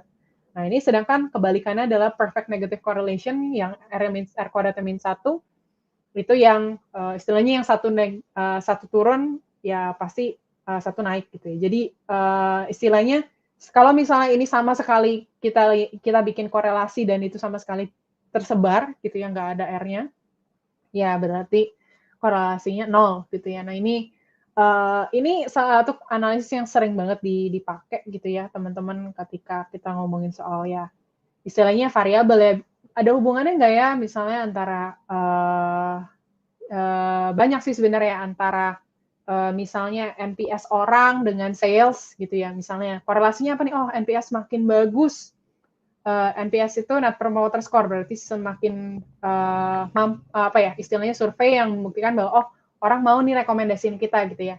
Itu berhubungan langsung nggak dengan misalnya korelasi sales gitu ya. Nah, kita lihat, ternyata R kuadratnya 0,9 nih, berarti oke, high likely begitu nih gitu. Jadi berarti orang yang belanja banyak, berarti more likely untuk ngasih skor NPS lebih tinggi. Misalnya, itu contoh ya.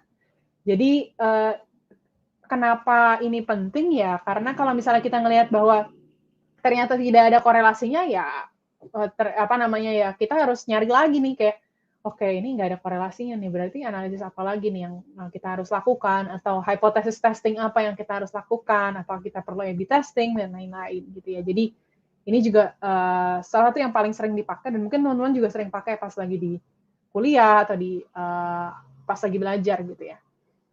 Dan next-nya adalah clustering analysis. Ini salah satu yang sering dipakai di R. R Studio itu banyak dipakai sebetulnya ketika kita ngomongin R programming language untuk statistik ya. Jadi clustering, aku pernah ngelakuin ini namanya K-means clustering gitu ya. Jadi kalau dulu misalnya konteksnya adalah membagi populasi gitu ya. Kalau teman-teman dulu mungkin kalau di sekitar kantornya gitu ya atau kampusnya ada warung-warung yang bayarnya pakai GoPay gitu ya. Dulu di clusteringnya itu pakai data analisis kayak gini teman-teman. Jadi berapa titik yang ada di Jakarta gitu ya. Kita kelompokin berdasarkan misalnya per 30 per 30 per 30 gitu ya. Jadi ini dari kumpulan misalnya cuma titik-titik ini tahu densitasnya, tahu kira-kira kita bisa bentuk jadi kalau cluster itu kan kayak kelompok ya. Jadi oh ini nih mirip dengan yang sebelah-sebelahnya nih sampai sejauh mana gitu. Jadi kita bisa istilahnya kita clustering jadi kelompok-kelompok. Nah itulah yang kita sebut sebagai POI atau point of interest gitu. Jadi clustering ini membagi populasi dan populasinya ini yang ada dalam populasi A, B, dan C. Yang A ya pasti antara A akan sama, antara sama lokasinya gitu ya atau jenisnya. Jadi untuk membagi-bagi supaya kita lebih gampang untuk monitoring dan lain-lain gitu ya. Jadi itulah untuk clustering analysis. Contohnya. Nah, exploratory data analysis (EDA) yang kita akan belajar pakai ini di Python juga nanti ya kalau di RevoYou. Itu approach untuk sama men-summarize gitu ya. Jadi kita melakukan modeling segala macam menggunakan yang namanya exploratory data analysis. Gitu ya. Kita ngambil sampel dari populasi, kemudian dieksplor gitu ya. Jadi ada probabilitas di sana sampai kita bisa menghasilkan istilahnya conclusion-nya gitu. Jadi disinilah dimana kayak tadi peran statistik jadi penting dan kita istilahnya ini membantu untuk menghasilkan satu konklusi gitu ya mengenai sebuah populasi gitu. Jadi ini misalnya hypothesis testing ya pasti di follow up dengan ini juga. Jadi it's an approach untuk men-summarize their main characteristics ini yang di sini ya. Oke. Jadi ini beberapa teman-teman.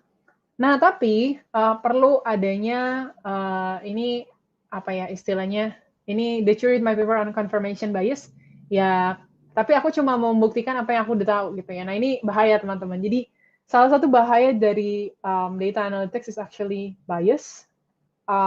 Jadi bias itu apa? Ya teman-teman mungkin udah tahu ya. Bias itu prejudice atau tendensi atau kita udah punya apa ya mindset bahwa kalau kayak gini pasti kayak gini nih gitu ya. Nah di data juga sering kayak gitu. Kita udah tahu gitu ya mungkin kayak kita udah selama ini nge-analyze data selama I don't know misalnya 1 tahun terakhir gitu ya. Udah pasti misalnya di bulan Agustus itu prejudisnya ya. Udah pasti kalau misalnya di bulan Juli Agustus ketika Lebaran sales itu turun. Gitu. Itu udah pasti. Itu selama ini emang biasanya terjadi kayak gitu teman-teman. Mau di industri apapun ya biasanya. Actually kalau FMCG naik sih, tapi kalau misalnya dulu di beberapa industri services gitu ya, itu turun gitu ya. Nah, ketika itu turun, mungkin tahun depannya itu sebenarnya naik gitu ya, tapi kita udah punya bias bahwa ini dari 3 tahun yang lalu selalu turun nih, pasti ini turun lagi gitu ya. Nah, jangan-jangan kita nanti ngambil outlier, ngambil apa sekalian untuk menghasilkan conclusion yang kita mau, yaitu turun. Gitu. Jangan sampai kayak gitu ya. Kalau kita udah punya tendensi misalnya, ini sales bulan bulan lalu misalnya kita ini naik nih, harus nih. Karena ada campaign ini, nggak mungkin kalau nggak naik nih gitu kan. Tapi sebenarnya kita dapetnya turun, ini salah nih. Kita berusaha membenar-benarkan, kita include outlier-nya, supaya average-nya naik. Oh iya, iya bener-bener. Nah, naik gitu ya. Yang kayak gini yang bahaya teman-teman. Jadi jangan sampai kita punya bias terhadap satu tendensi tertentu gitu ya di dalam data yang itu tidak terhindarkan kadang sih. Karena sebagai manusia pasti kita punya tendensi terhadap sebuah conclusion gitu ya. Dan harapannya ya sebenarnya ini perlu awareness gitu ya dari praktisi data gitu untuk jangan sampai karena data itu banyak teman-teman nge-include satu angka aja tuh semudah itu sebenarnya kalau kita mau manipulasi gitu ya tapi ya kita kan nggak mau manipulasi ya kita mau menyampaikan something yang benar gitu jadi ya dengan cara itulah kita harus hati-hati dengan yang namanya bias gitu disebut di sini gitu sih jadi jangan sampai kita cuma membuktikan apa yang kita mau. Nah, oke, ini the last part adalah sebenarnya presenting the findings gitu ya. Kita ngomongin soal data visualization yang sebenarnya banyak akan dibahas di hari Kamis gitu ya. Tapi ini aku akan bahas sedikit gitu ya. Data visualization itu apa sih? Data visualization itu intinya adalah representasi data gitu ya. Kita bisa pakai apa aja, chart, graphs, maps, dan lain-lain. Nah, kenapa kita harus pakai data visualization gitu ya? Sebenarnya itu apa namanya? Kenapa sih data itu nggak boleh apa namanya? Kan gue bisa aja maksudnya nge-show data yang gue udah olah, maksudnya di tabel aja gitu kan, gue tunjukin gitu ya. Kenapa kita perlu? Ya karena sebenarnya well ternyata nih ya, um, otak manusia itu memproses image atau memproses gambar 60.000 kali lebih cepat dari teks. Luar biasa ya teman-teman. Dan 80% orang itu istilahnya nangkep something yang mereka lihat dan mereka lakukan katanya ya. 10% itu what they hear dan 20% of what they read. Ini katanya ya teman-teman, ini aku ngambil data gitu ya. Tapi ini jadi basis kenapa content marketing jadi penting gitu ya. Kenapa data visualization jadi penting. Karena ketika kita ngomongin soal kita bisa mengolah sesuatu yang sangat numerical, jadi something yang sangat visualnya enak untuk dilihat gitu ya. Orang tuh cepet nangkepnya gitu ya. Dan itulah kenapa ilmu komunikasi atau ilmu apa ya istilahnya visual itu jadi sangat penting gitu teman-teman di sini. Nah, tipe-tipenya mungkin teman-teman udah pada tahu ya, pie chart, bar chart, line chart, dan lain-lain. Aku nggak akan go into very deep details di sini. Jadi so far ya, intinya teman-teman bisa memilih ini untuk menggunakan data visual yang beda-beda. Nggak akan teman-teman menggunakan hati-hati gitu ya. Jangan sampai misalnya kadang kesalahannya kayak line chart, ya udah ada 10 kategori, show aja di line chart. Betapa penuhnya itu, nah itu nggak boleh. Misalnya line chart itu cuma boleh maksimal 4 garis. Di atas 4 garis itu udah mengganggu misalnya. Nah, itu perlu teman-teman ketahui juga kaidah-kaidah yang kayak gitu. Nah, itu akan dibahas nanti gitu ya.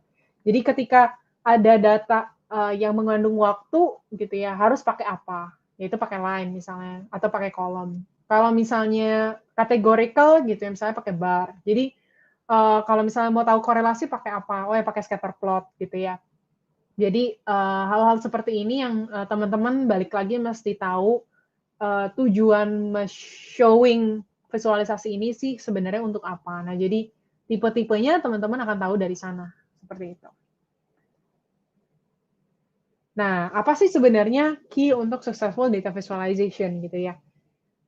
Kenapa storytelling atau problem statement yang di awal jadi penting? Karena teman-teman harus tahu story apa yang sebetulnya data itu mau ngomongin soal story apa sih gitu ya. Tipe datanya apa sih yang mau tipe data apa dan efisiensi yang kalau misalnya kita mau showing tadi misalnya tren marketing gitu ya. Aku pakai apa ya gitu. Apakah sebenarnya pakai pie chart bisa gitu ya. Kalau story yang aku mau ceritain adalah, oh iya dari bulan Januari sampai Maret seperti ini, nah of course chart type-nya bukan pie chart gitu kan, chart type-nya harus apa. Nah, audiensnya siapa? Nah itu juga penting teman-teman. Karena kalau misalnya kita ngejelasin ke C-levels gitu ya, nggak mungkin mereka kita tunjukin data yang ribet gitu kan. Harus sesimpel mungkin sampai dalam 5 detik mereka bisa langsung tahu, oh maksud data ini tuh seperti ini. Jangan sampai mereka tanya balik ke kalian, maksudnya apa ya gitu. Jadi itu pertanyaan paling bahaya sih, berarti kalian belum bisa menyampaikan itu dengan baik. Nah makanya perlu ada banyak consideration ketika kita ngomongin soal data visualization, story-nya, tipenya, chart-nya, segala macam itu penting. Nah kalau nanti teman-teman tahu soal Tableau, bahkan dia ada satu selain dashboard gitu ya, dia ada satu tools untuk bikin storyline. Dan itu juga bisa teman-teman nanti praktekkan sendiri, bisa pakai gitu ya di Tableau untuk bikin storyline dari sebuah data visualization gitu. Oke, nah ini beberapa tools and languages. Jadi common tools yang mungkin ada beberapa yang di sini gitu ya. Yang paling banyak dipakai itu sebenarnya Tableau. Kemudian ya ada banyak yang lain sebenarnya sih ya. Jadi nggak terbatas juga, teman-teman bisa juga pakai Excel untuk database gitu ya. Sebanyak itu tergantung jumlah datanya balik lagi dan istilahnya koneksinya dengan data lain itu base-nya apa gitu. Kalau base-nya Google ya teman-teman bisa pakai GDS, tapi itu nanti bisa dikonekin juga dengan yang lain-lain. Jadi tergantung gitu ya, tergantung semuanya balik lagi ke infrastruktur company-nya juga. Kemudian untuk language yang kita bisa pakai di Python or di R itu sendiri juga bisa menghasilkan database teman-teman, tapi apa namanya pastinya ada limitation secara dalam tanda kutip pasti lebih cantik misalnya dengan ya memang tools yang kita memang gunakan untuk database gitu ya. Kalau untuk dengan R dan Python itu bisa banget. Dan nanti kalau misalnya teman-teman ikut di Revoyu itu juga akan belajar kayak visualisasinya dengan berbagai macam tools termasuk Python juga. Gitu. Nah, salah satu yang sering mungkin teman-teman dengar adalah dashboard gitu ya. Sebenarnya apa sih bedanya gitu ya? Dashboard itu sebenarnya kumpulan teman-teman, kumpulan grafik, kumpulan istilahnya matrix yang sering istilahnya dilihat sama business owner, sama head, sama chief gitu ya, untuk bisa memonitor performance sebuah company. Istilahnya ini tuh jadi playbook, teman-teman. Nah, ini kalau misalnya di Gojek dulu ya, ini dikasih, di-share ke the whole company, setiap, well actually ada yang beda-beda, dashboard beda dikirimin ke sales, dikirimin ke marketing, dikirimin kemana. Makanya ada orang yang subuh-subuh ngecekin kayak, ini jalan nggak ya? Wah, kalau nggak jalan kena pasti sama atasannya gitu ya.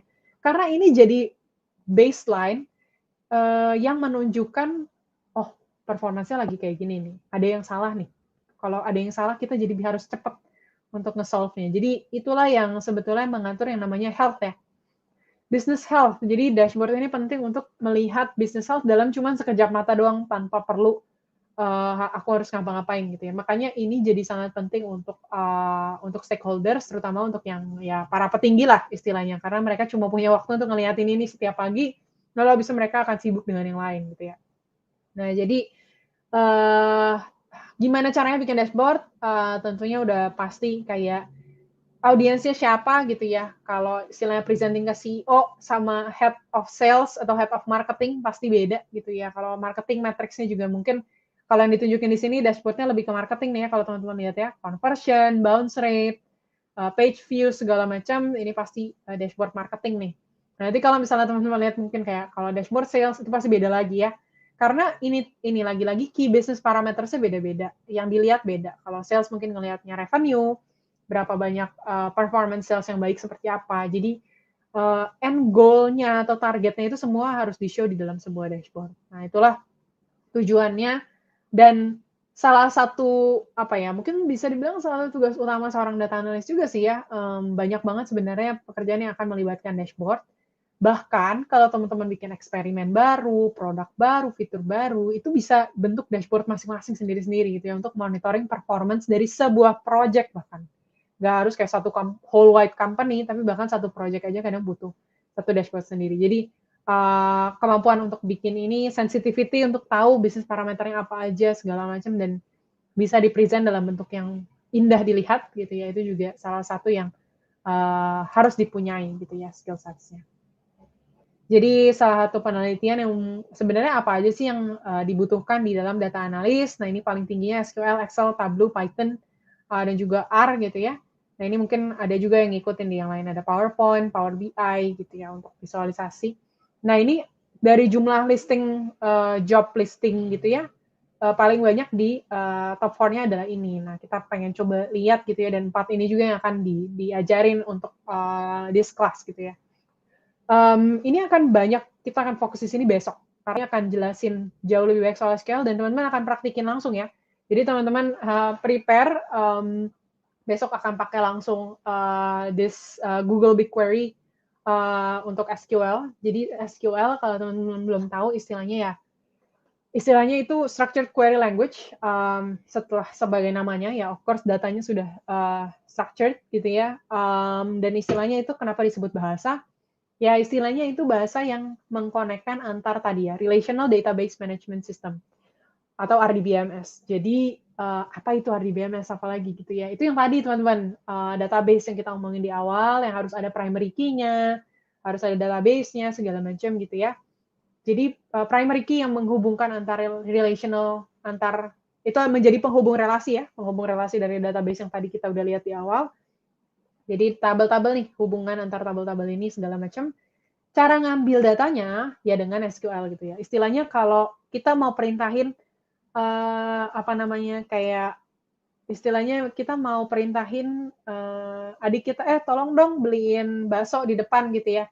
Nah ini kalau misalnya kita mau ngambil data sales gitu, kita kan nggak bisa ngomong kayak gitu ya ke sistemnya.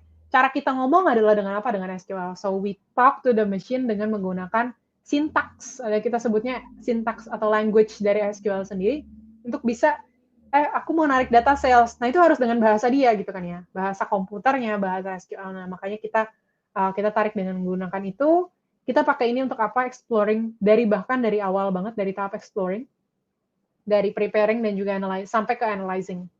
Nanti ketika ini udah sampai ke data yang benar-benar format yang kita pengen banget, kita bisa pindahin ini kalau kita mau ya. Kita pindahin ke tools lain, Google Data Studio kah, kita mau pindahin ke Excel kah, kita mau pindahin ke Tableau kah, untuk istilahnya ya data itu yang kita akan visualisasinya dengan yang lain gitu. Karena istilahnya ini ya, udah di tahap analytics dan visualization yang kita mau show ke orang lain gitu ya. Jadi eksternal datanya bisa apa? Bisa beda-beda. Yang tadi yang cloud, bisa juga sebenarnya kalau kita masukin data dari Google Drive, jadi kita bisa gabungin gitu ya antara data yang dari Google Drive dengan data yang dari cloud, yang misalnya dari apps langsung generate gitu ya ke storage cloud-nya. Jadi istilahnya semua external data source bisa digabungin jadi satu di situ.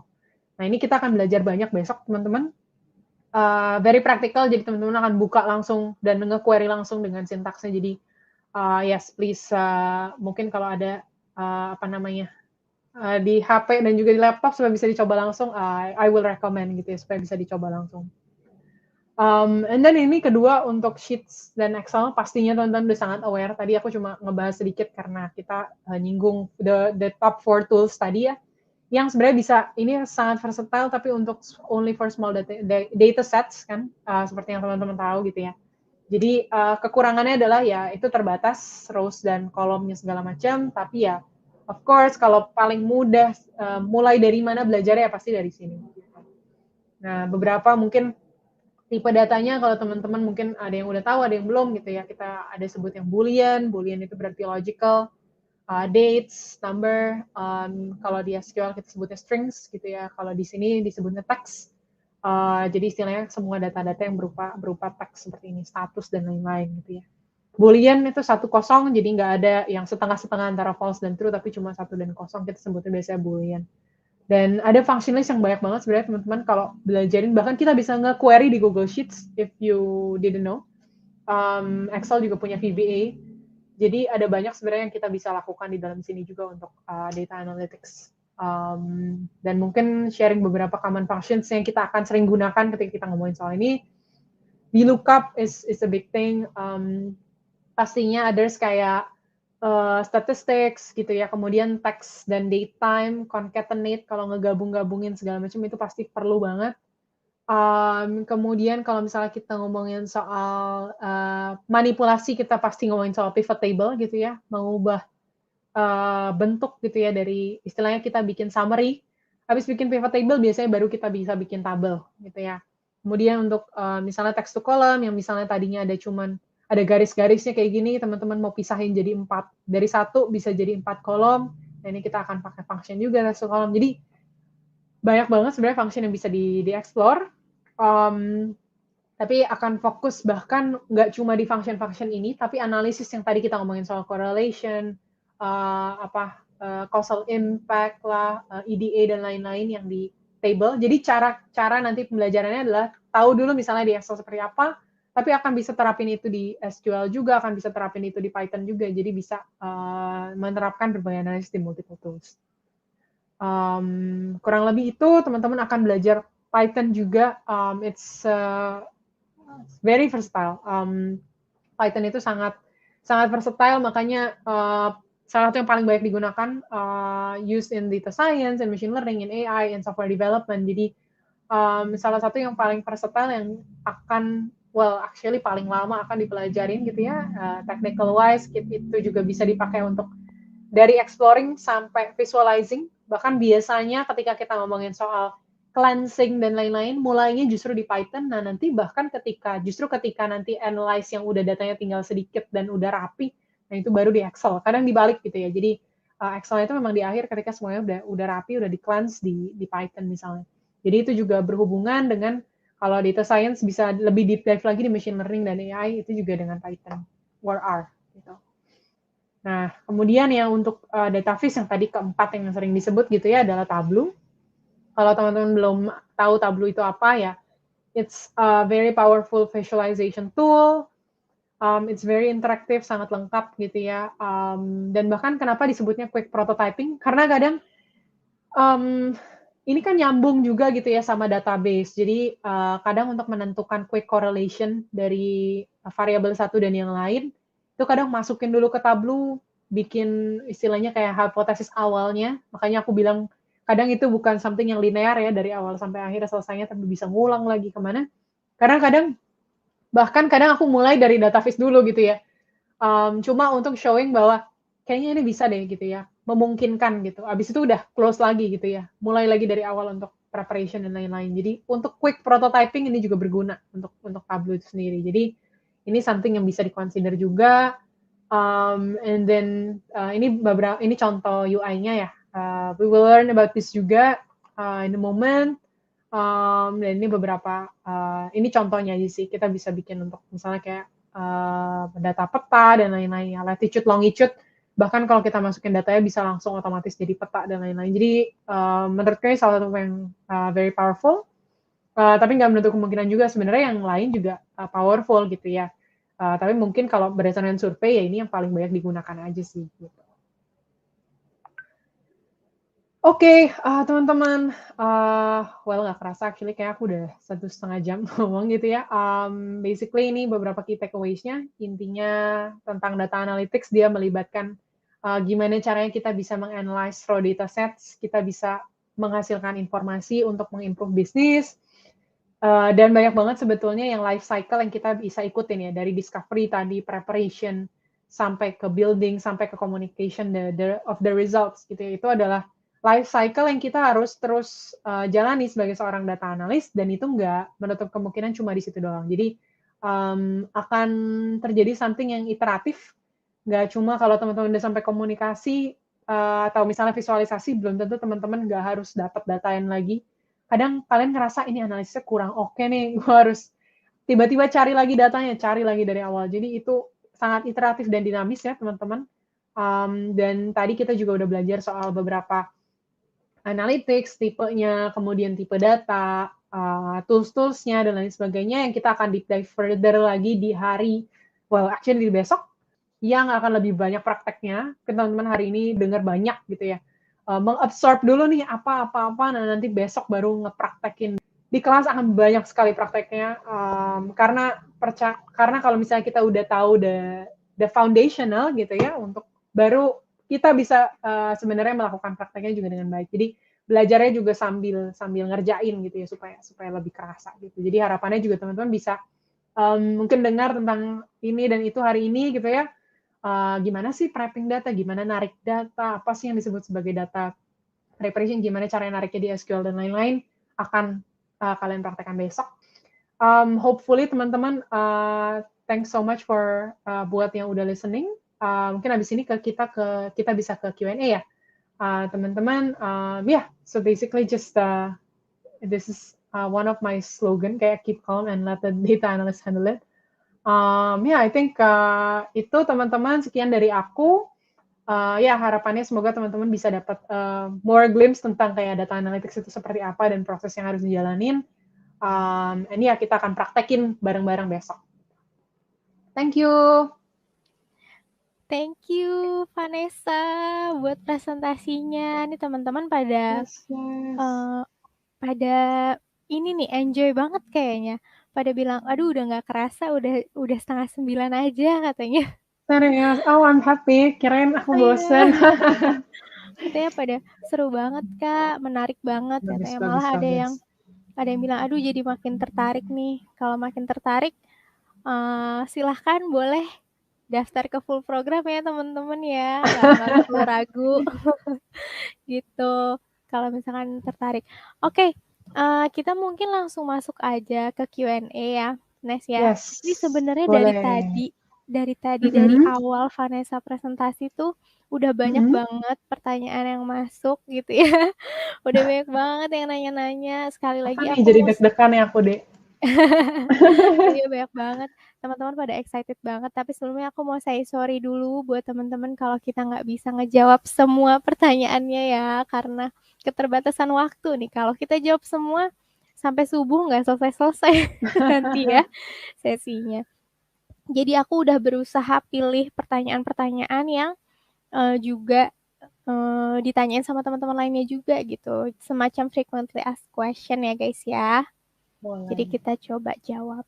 Oke, mungkin kita masuk dari pertanyaan pertama. Ini mungkin Yes. aku pilih pertanyaannya juga berdasarkan dari part yang awal, part yang tengah gitu. Jadi nggak semuanya aku ambil dari satu bagian aja ya guys ya. Jadi bagi-bagi sama teman-teman lain yang nanya tentang part-part lainnya. Oke, ini yang Yes. pertama dari Nurul Aini Fauzia. Kak mau nanya, apakah data analytics menggunakan metode algoritma seperti yang ada pada data science juga? Kalau iya, algoritma apa aja yang paling sering digunakan? Oke. Kalau misalnya sebetulnya sih bentukan apa namanya dari algoritma itu, kalau misalnya kita sebut soal data science, kita ngomonginnya soal algoritma ya. Sebenarnya algoritmanya itu kan kalau di data science kita ngomongin soal machine learning algorithms ya kayak. Tapi sebetulnya kalau kita ngomongin soal itu, kita melibatkan juga yang namanya linear regression, kemudian decision trees, terus habis itu kayak clustering yang tadi aku jelasin gitu ya. K-means clustering gitu-gitu, itu ada di dalam data analytics gitu ya.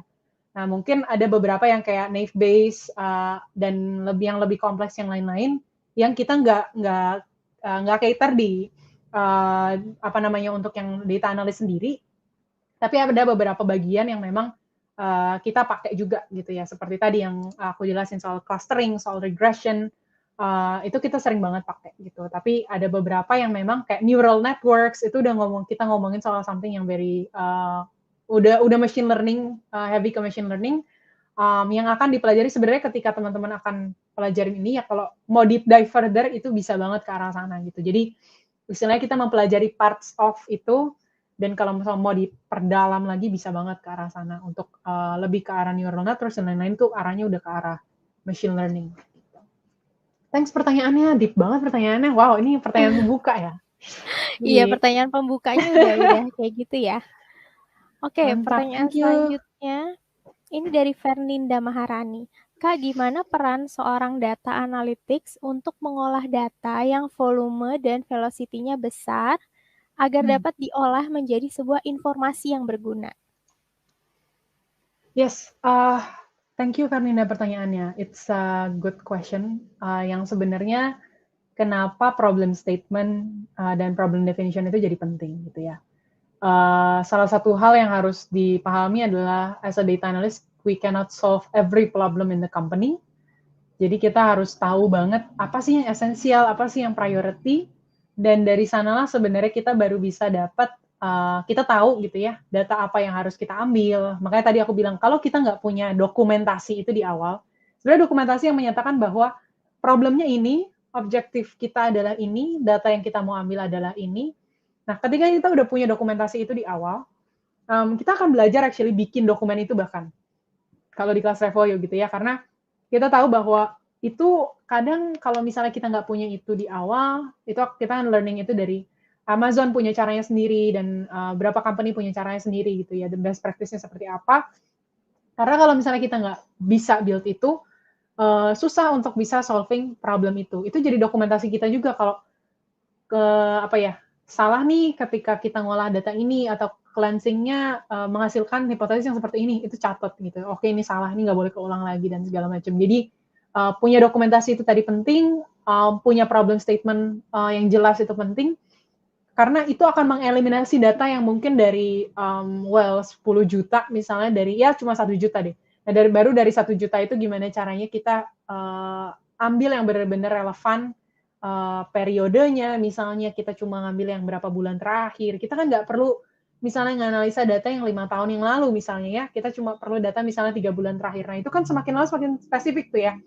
semakin kita bisa bikin problem statement spesifik, semakin kita bisa ngambil data spesifik, semakin bisa juga kita ngolah data yang tadi velocity-nya dan veracity-nya tadi, variability-nya juga besar, supaya jadi insight yang menarik gitu. Itu tantangan yang besar gitu ya, tapi menurutku sih itu serunya juga sih ya, serunya juga, dan bahkan ketika kita akan terkagum-kagum sendiri dengan kayak, wah ternyata kayak gini gitu. Setelah dapat data viz-nya dan ternyata bisa dapat insight-nya, kalian akan bangga sendiri kayak dari data yang begitu banyaknya itu ternyata kayak bisa jadi insight yang ini dan langsung dipakai sama business users, besoknya langsung jadi strategi gitu ya. Jadi that's the fun juga sih dalam pengolahan big data.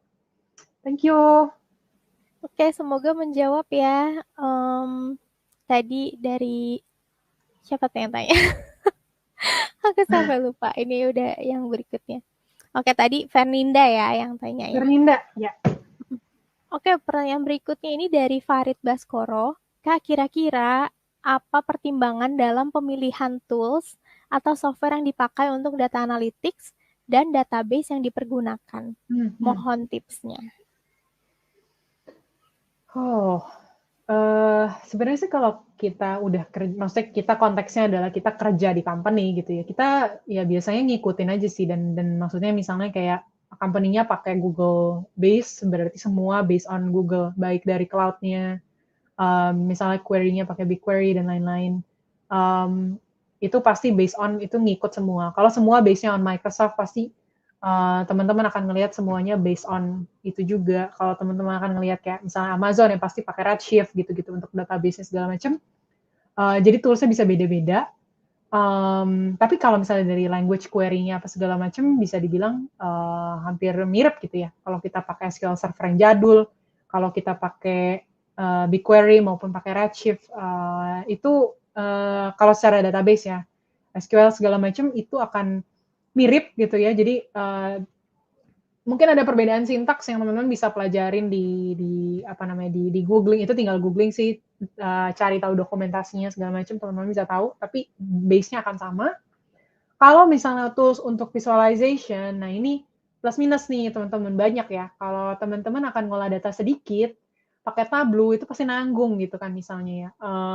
Karena dia juga apa istilahnya mungkin bisa aja sih misalnya ngolah yang datanya sedikit gitu ya, tapi mungkin akan lebih, dia akan sangat-sangat, dia sebenarnya bergunanya adalah ketika teman-teman punya data banyak banget, dia bisa langsung men-summarize itu jadi tabel dengan kayak 2 kategori cuma kayak 6 kolom, udah selesai gitu ya.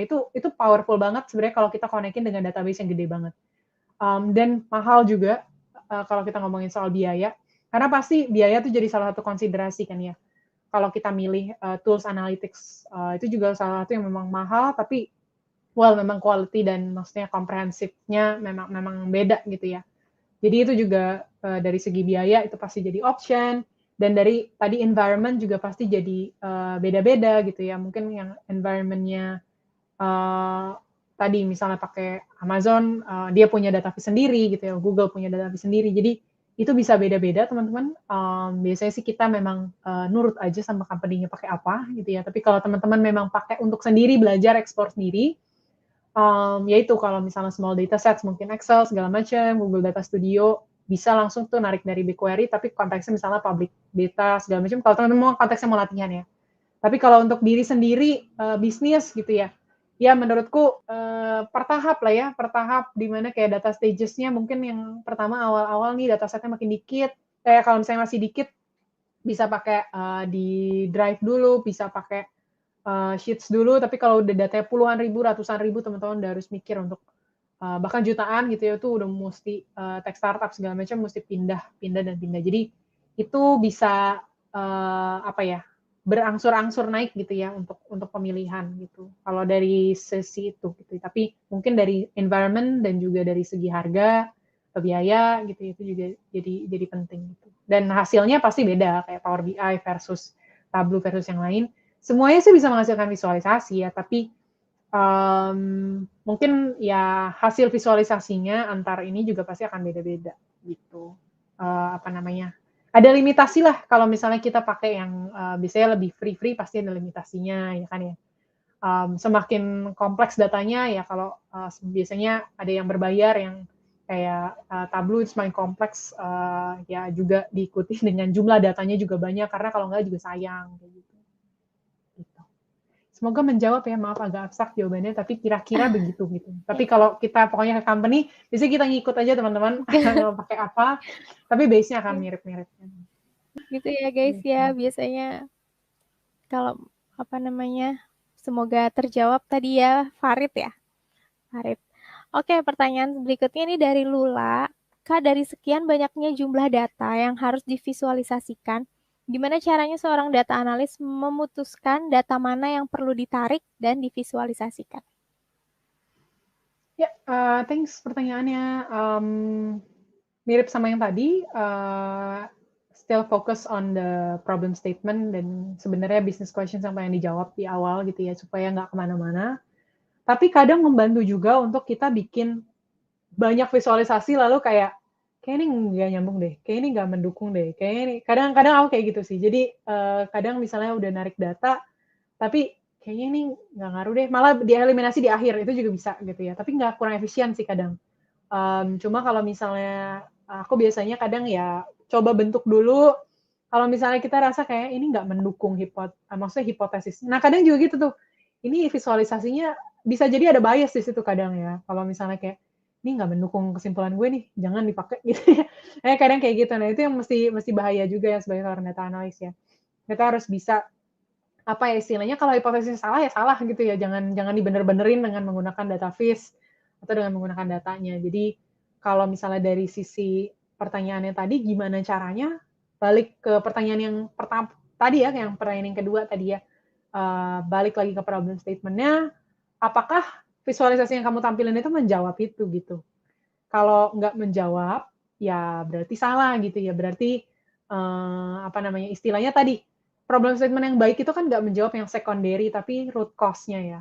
Kalau misalnya kalian malah ngejawabnya, kalian harus tahu sales-nya kenapa jelek, tapi kalian malah bikin, oh marketingnya bagus loh. Itu kan kayak dua hal yang sebenarnya beda gitu ya. Bisa aja itu jadi complementary data, yang mendukung, kalau itu mendukung gitu ya. Tapi kalau misalnya itu bahkan justru yang utamanya itu kalian nggak jawab, ya jadinya salah. Kalian harus balik lagi ke problem statement-nya dan lain sebagainya. Makanya aku bilang tadi prosesnya iteratif, teman-teman, dan penting untuk punya dokumentasi supaya teman-teman tahu apa yang sudah dilalui itu supaya jangan terulang lagi gitu. Kalau misalnya ada kesalahan. Oke, Thank you questions-nya.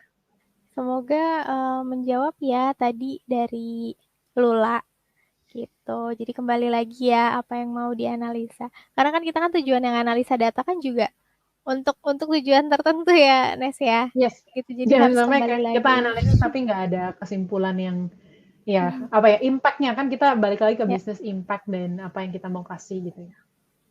Yap. Thanks Lula pertanyaannya. Oke, next question. Ini dari Adi Syaputra. Bagaimana teknik cleaning yang tepat dan tools yang mudah digunakan apa, Kak? Oke, tadi aku sempat sharing ya di soal yang Excel beberapa teknik-teknik cleaning yang biasanya aku pakai tuh kayak text to column, biasanya kayak kalau datanya kebanyakan komanya atau apanya biasanya itu aku pakai. Misalnya ini kalau kita ngomongin soal Excel gitu ya. Dan apa namanya untuk misalnya kayak mengubah dari teks terus concatenate dan lain-lain, jadi kayak pakai yang penggabungan, pemisahan, yang pokoknya tools-tools function-function yang biasanya kaitannya dengan formatting itu biasanya membantu banget untuk cleaning. Nah itu formatting kalau misalnya kita di query atau di SQL, nah itu juga sama, ada juga gitu ya. Kita bisa mengubah yang tadinya string jadi numbers, dari numbers jadi string, jadi boolean dan lain-lain. Jadi tadi makanya konsep soal data type teman-teman harus tahu banget. Kita nggak bisa menggunakan function-function yang kayak sum, average, segala macam kalau data types-nya kita misalnya masih string gitu ya, karena string dia bacanya sebagai huruf gitu ya. Jadi nggak bisa dijumlahkan, padahal kita jelas-jelas lihat itu angkanya 1 juta, nggak bisa dijumlahkan karena kadang itu data type-nya beda. Nah itu data type, formatting, itu hal yang paling gede banget di cleaning. Jadi selain itu ya date, kadang date tuh juga jadi soal tuh ya, kadang kita bisa apa namanya, pokoknya harus ada manipulasi-manipulasi yang kita lakukan terhadap date, time. Kadang itu kecil tapi mengganggu dan harus dilakukan gitu kalau dalam cleaning mau nggak mau gitu ya supaya ya data yang dihasilkan juga benar gitu. Karena kadang misalnya date-nya tanggal berapa tapi UTC plus UTC, berarti UTC ya kita harus tambahin berapa jam gitu kan ya. Jadi hal-hal yang kayak gitu yang mesti ada manipulasinya atau cleaning-nya di awal. Sintaksnya banyak kalau teman-teman pelajarin nanti di SQL, itu juga yang bakal banyak kita pelajarin sebenarnya karena itu bagian besar juga. Jadi pokoknya formatting dan ya perubahan data types yang tadi kita udah sebut banyak ya di awal gitu. Oke, ini pertanyaan selanjutnya ini masih agak berkaitan juga nih, Nes. Oke. Gimana kita mengetahui bahwa pada saat cleaning data, data-data yang salah tuh udah bersih? Gitu. Nah, pertanyaan bagus, Putri. Jadi kita taunya itu udah bersih atau belum? Well, kalau misalnya misalnya angka ya, itu misalnya datanya udah ngegabung ya, dari antara angka sama string apa segala macam jadi satu, kalau kita udah pisahin, terus kita ngelihat misalnya kayak pas pivot table, kok keluar ya ada something yang, karena kadang pivot table membantu tuh ketika pas cleaning-nya. Terus kayak, kok keluarnya begini ya, misalnya tiba-tiba ada kategori yang nyasar sendiri atau apa. Nah, kadang kita jadi tahu tuh teman-teman.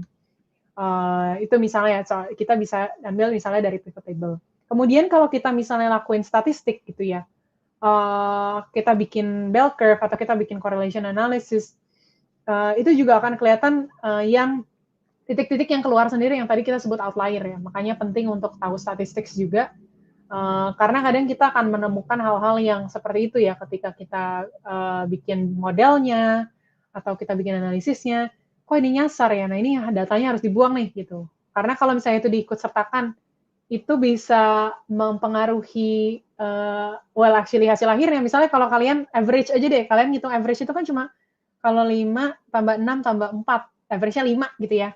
Kalau kalian average-in satu lagi misalnya sama 15 gitu, 15 itu kan bisa ngaruh min-nya jadi 10 gitu kan sebenarnya, bukannya 5 gitu kalau kalian jumlahin. Nah, jadi perlu ada statistik di situ. Kenapa? Karena untuk membuang tadi yang outlier, sama tadi kadang membantu untuk kayak misalnya kalau misalnya di sheet aku juga sering kayak sama dengan unique, nah itu akan keluar semua misalnya kategorinya segala macam, atau pivot table, nah itu juga kadang membantu untuk cleaning data. Kadang banyak manualnya sih teman-teman, cuma ya itu proses of the data yang kalau tadi aku cerita soal garbage in garbage out, mau nggak mau kalau ujungnya maunya bersih di awal harus bersih gitu ya. Taunya dari mana ya tadi tes manual kayak gitu kadang yang sebenarnya membantu gitu ya. Kalau di SQL gimana ya, kadang kita ya istilahnya summarize kayak bikin semacam pivot table dengan function-function di SQL gitu untuk kemudian oh ya datanya udah bersih, habis itu baru kita analisis yang banyak gitu. Jadi kadang tes-tes kecil itu yang perlu dilakuin, ngambil subset of data, kita lihat udah bersih atau belum, baru kita balikin lagi, baru analis, bener-bener dianalis kalau udah bersih gitu. Oke, thank you Nessa. Semoga menjawab ya tadi pertanyaannya. Ini pertanyaan terakhir yang cukup banyak juga ditanyain sama teman-teman. Yes. Ini dari Dede Rilwan dan teman-teman lainnya. Bagaimana cara mengubah unstructured data menjadi structured data? Oke, gimana cara mengubah gitu ya? Apa namanya dari unstructured data, benar ya, dari unstructured data menjadi structured data. Oke, jadi sebenarnya itu kan kalau misalnya kita mau bilang soal unstructured data itu, kita ngomongin bukan cuman, well, bisa banyak banget ya, kalau kita ngomongin soal machine learning, yang kayak tadi aku cerita, unstructured itu bisa berupa muka kita, ini unstructured nih. Ini bisa jadi data nih ya, kalau misalnya kita ngomongin soal data finance, muka, segala macam, itu juga unstructured. Kalau kita ngomongin soal structured, yang misalnya bisa berupa, apa namanya, angka dan lain-lain ya itu namanya structured data gitu. Jadi, yang aku sebut justru unstructured itu banyak kan sebenarnya kualitatif, kayak suara, kemudian kayak muka, dan lain-lain. Jadi, it's not about selalu mengubah dari yang unstructured jadi, so it's, ada mungkin kayak pemahaman yang unstructured yang tadi ya, misalnya kayak datanya banyak sekali, terus kita sederhanakan, kemudian jadi lebih terstructured, dan kita bisa olah gitu ya, dengan menggunakan ya tools-tools tadi yang aku udah jelasin. Nah, itu yang kita sebut sebagai unstructured gitu ya. Tapi kalau misalnya kita ngomongin soal unstructured, sebenarnya kita ngomongin soal, well, itu nggak bisa di-display dalam bentuk yang tadi SQL, relational databases, segala macam, kita nggak bisa naruh unstructured di situ. Karena tadi ya, misalnya kayak comments di Instagram, comments di e-commerce gitu ya. Dulu aku bacain, teman-teman. Makanya gimana caranya company mengubah unstructured data menjadi structured data, itu tadi misalnya teman-teman taruh rating gitu ya, taruh rating 1 sampai 5 gitu ya. Atau itu adalah salah satu cara untuk kita ngubah yang dari unstructured, yaitu pendapat kita nih yang tadinya, oh produk ini oke banget, atau produk ini jelek banget. Layanan ini oke banget, layanan ini jelek banget. Itu salah satu cara mengubah dari kualitatif jadi kuantitatif, itu salah satunya juga via survei, via tadi rating gitu ya. Jadi itu juga apa ya istilahnya, karena apa ya storage-nya juga gede gitu ya. Kalau misalnya kita ngomongin soal angka, kita cuma storage angkanya 1 sampai 5. Nah udah cuma 1 itu aja. Kalau kita komen, wah ada teman-teman yang mungkin komennya 2 paragraf di e-commerce gitu ya. Jadi nyimpan datanya juga lebih banyak, makanya disebut unstructured data itu consists of 80% of company's data, karena komentar dan lain-lain gitu ya, pendapat dari konsumen segala macam itu semua unstructured. Dan itu termasuk kayak semua data-data kita, misalnya kita ngumpulin soal KYC. KYC kan kalau misalnya kita mau daftar, terutama financial services, kita juga ngumpulin KYC data semacam segala macam, itu unstructured bentuknya gitu ya. Jadi images, emails, files, text, itu semua unstructured teman-teman. Jadi kita berusaha mengkuantifikasi, ada cara-cara untuk melakukan itu, tapi secara pengertiannya sendiri itu tidak bisa kita display langsung dalam bentuk tadi ya, dan kita misalnya kayak rows, columns dan lain-lain. Gitu. Tapi kalau udah kita ubah, kita transform dengan beberapa tadi cara itu tadi, gimana mengkuantifikasi itu, nah baru kita bisa olah itu jadi structured data yang kita bisa olah jadi insights gitu ya. Misalnya gitu sih. Oke, thank you so much Vanessa. Itu tadi udah last questions ya guys. Jadi sorry banget teman-teman yang nggak sempat terjawab. Oke, Vanessa, ini sebelum aku menutup sesinya, mungkin Vanessa ada tips-tips gitu atau pesan-pesan yang mau dikasih ke teman-teman peserta mini course. Ya, thanks deh. Jadi teman-teman masih ada 3 hari lagi gitu ya. Kisi-kisi banyak banget kuisnya yang akan muncul dari hari ini. Jadi kalau teman-teman tadi nyimak, harusnya doing fine di certification-nya nanti. Terus memang besok akan ada banyak insights. Menurutku sayang banget besok kalian akan belajar prakteknya gitu ya. Jangan takut, ada beberapa yang nanya gitu ya soal nanti gimana, nanti akan dibantu sama pas lagi hari hanya gitu ya, besok langsung. Jadi teman-teman jangan ragu gitu ya, ikutan aja. Nanti kayak, aduh komputer aku cukup nggak kak gitu ya, itu nggak perlu ini dulu, jalanin dulu aja gitu ya. Jadi coba dulu, ini baru hari kedua teman-teman, happy if you're excited, thank you so much buat participating, aku senang banget sama vibe-nya, terima kasih buat questions-nya, happy learning. Yay, thank you Nessa. See you. Oke, gimana teman-teman tadi sesinya? Terima kasih banyak nih Kak Vanessa dan juga Dea sudah membacakan pertanyaan dan menjawab pertanyaan dari teman-teman. Mudah-mudahan jadi makin kebayang ya seperti apa nih implementasi data analytics dalam sebuah bisnis. Nah, sekarang kita masuk dulu ya teman-teman ke agenda selanjutnya. Tapi mungkin sebelumnya aku kepingin tanya dulu di sini, siapa yang udah makin tertarik nih untuk berkarir di bidang data analytics? Coba sambil tulis juga di kolom live chat sambil aku buka ya untuk sesi selanjutnya. Tolong disimak dulu ya teman-teman.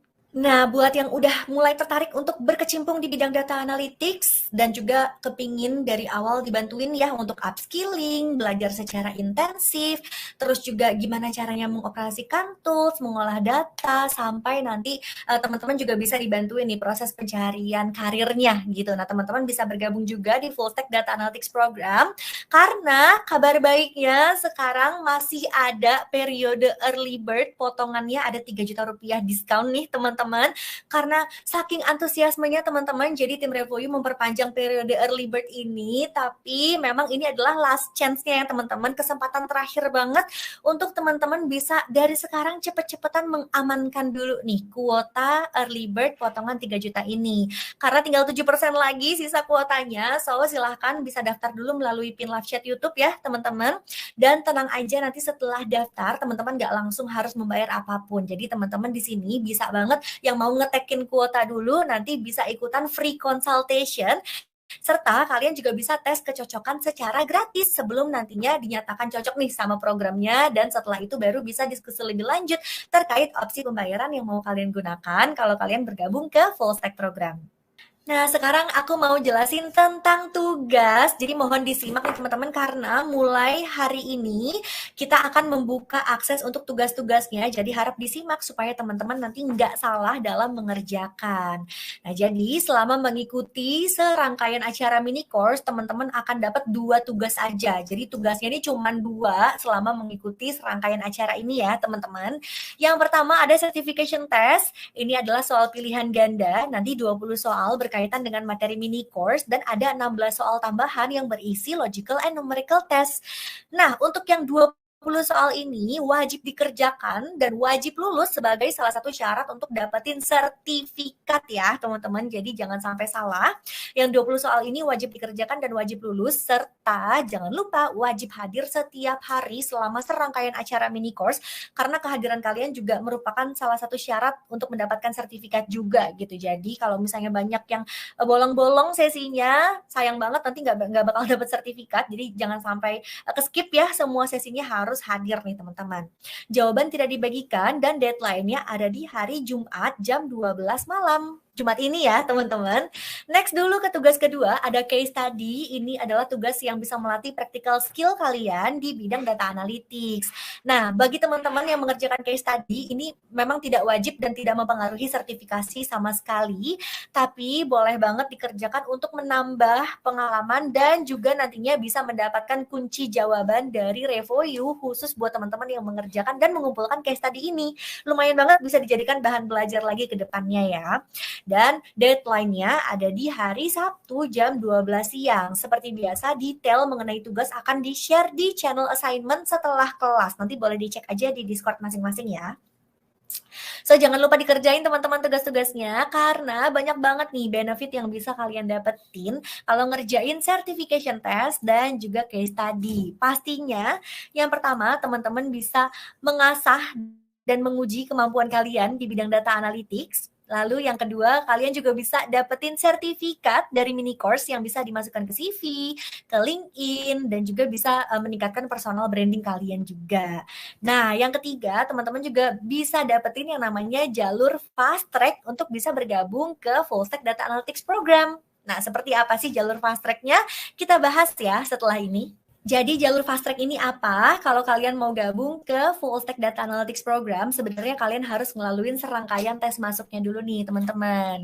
Nah, sedangkan buat teman-teman yang tadi ngerjain certification test beserta dengan logical testnya dan berhasil dapat nilai yang maksimal juga dari tugas-tugas tersebut, maka teman-teman bisa dapetin yang namanya jalur fast track ini, di mana nanti akan ada tahapan tes yang bisa kalian skip, yang bisa diloncatin gitu ya, supaya teman-teman bisa langsung masuk ke tahap selanjutnya dan bisa mempercepat nih proses admisi serta memperbesar peluang kalian untuk bergabung ke full stack data analytics program. Kenapa sih harus ada tes masuknya dulu kalau mau gabung nih ke full stack? Ada alasannya teman-teman. Yang pertama, untuk menguji kecocokan kalian dalam berkarir di bidang data analytics. Yang kedua, supaya tim Revoyu juga bisa bantu merencanakan strategi karir jangka panjang kalian ke depannya. Nah, yang ketiga nih, untuk bisa menentukan besaran job guarantee juga, karena kalau di Revoyu ada job guarantee sampai dengan 100% ya. Dan yang keempat, untuk bisa memberikan lingkungan belajar yang mendukung. Nanti selama di Tech ini, kalian akan dikelilingin sama orang-orang yang juga punya motivasi tinggi dalam belajar. Jadi pastinya akan dapat support system yang baik supaya bisa menunjang proses belajar teman-teman di full stack. Jadi kalau kalian kepingin dapetin jalur fast track-nya, silakan nanti certification test dan juga logical test-nya dikerjakan secara maksimal ya. Tapi seperti biasa nih, buat yang udah nggak sabar, kepingin cepet-cepetan ngedapetin kuota early bird-nya, silahkan bisa daftar dulu ya dari sekarang di di link pendaftaran yang ada di pin live chat YouTube. Dan nanti tenang aja nih teman-teman, setelah daftar misalnya teman-teman ternyata dapetin jalur fast track ini, maka teman-teman nantinya tetap bisa ngeloncatin tahapan tes dan tetap bisa mempercepat proses admisi untuk gabung juga ya ke full stack program. Oke deh kalau gitu teman-teman, terima kasih banyak ya yang udah hadir di hari ini, seru banget ya, keren banget antusiasmenya. Besok kita ketemu lagi di sesi simulasi part pertama, kita akan berkenalan sama salah satu tools di bidang data analytics, pastinya seru banget ya, jadi jangan sampai ketinggalan sesinya, besok kita akan ketemu lagi. Oke kalau gitu, terima kasih banyak untuk sesi malam hari ini, aku pamit undur diri, dan selamat malam semuanya, sampai jumpa besok. Dadah!